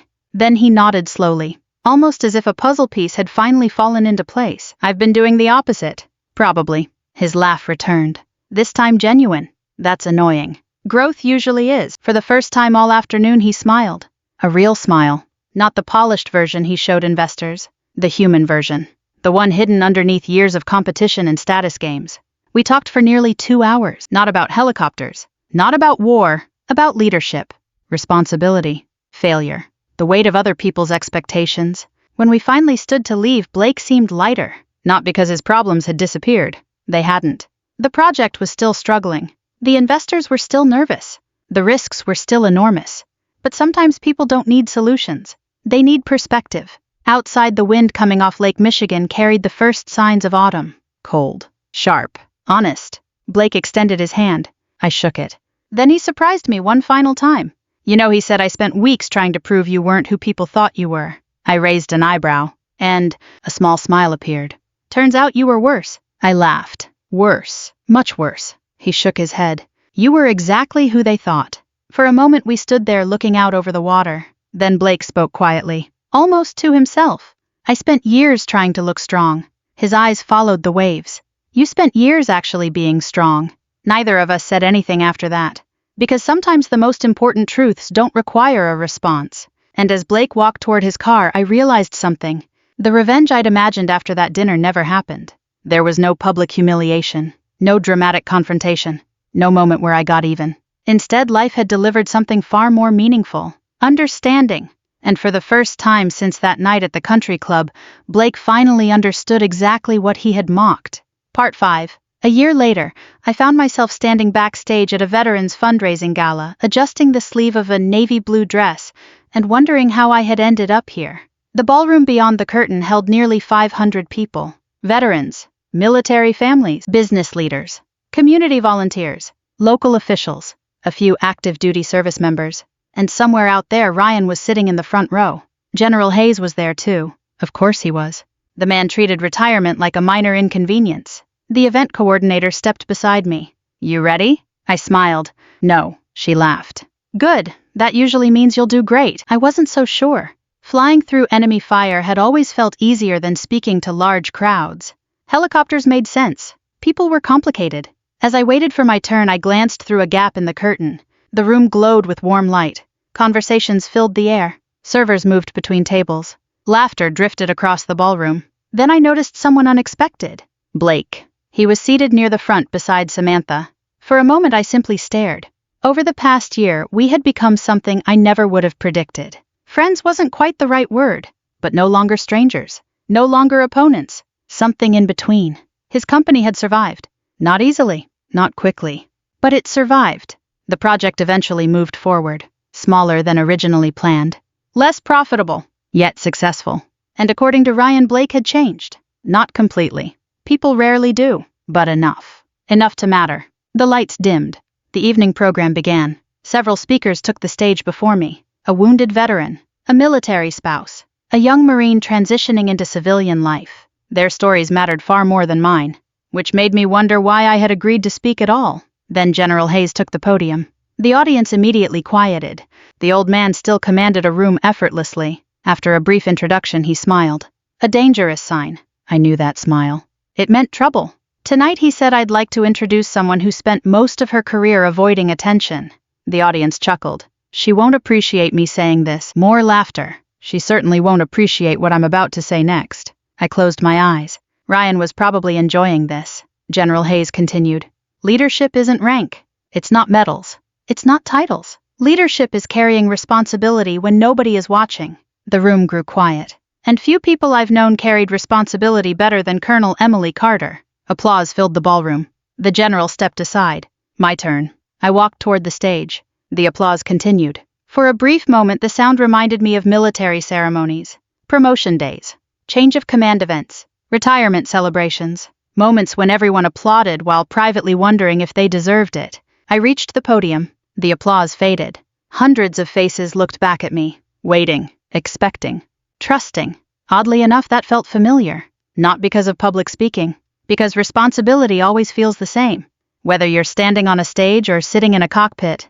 I looked across the room. Ryan smiled. General Hayes folded his arms proudly. Then I began. I spent 21 years flying Apache helicopters. A few heads nodded. But that's not actually what this story is about. The audience listened. People often assume military service teaches courage. I paused. In my experience, that's only partially true. The room remained silent. What military service really teaches is responsibility. I told them about young soldiers. Not names. Just stories. The medic who ran toward danger instead of away from it. The crew chief who stayed calm when everyone else panicked. The families waiting at home. The people who carried burdens without recognition. The people who never appeared in headlines. The audience listened carefully. Some nodded. Some wiped away tears, because most Americans understand service, especially older Americans. Many have lived close enough to sacrifice to recognize it. Then I shared something I rarely admitted aloud. There were days I was afraid. The confession surprised some people. I could see it. Heroes aren't supposed to say things like that. But heroes are human. Always human. I was afraid more often than most people realize. The room remained completely still. The difference wasn't courage. It was responsibility. I looked around the ballroom. When people depend on you, fear becomes secondary. The words carried me back through decades. Deployments, training, losses, victories, friends, memories, the entire journey. And suddenly I realized something. The lesson wasn't military at all. It was universal. Parents understand it. Teachers understand it. Doctors understand it. Business owners understand it. Grandparents understand it. Anyone who has ever put someone else's needs ahead of their own understands it. The audience applauded when I finished. Not loudly at first, then louder. Then everyone stood. A standing ovation. I stood there awkwardly wishing for an Apache cockpit. Some things never change. Afterward, guests mingled throughout the ballroom. Conversations filled every corner.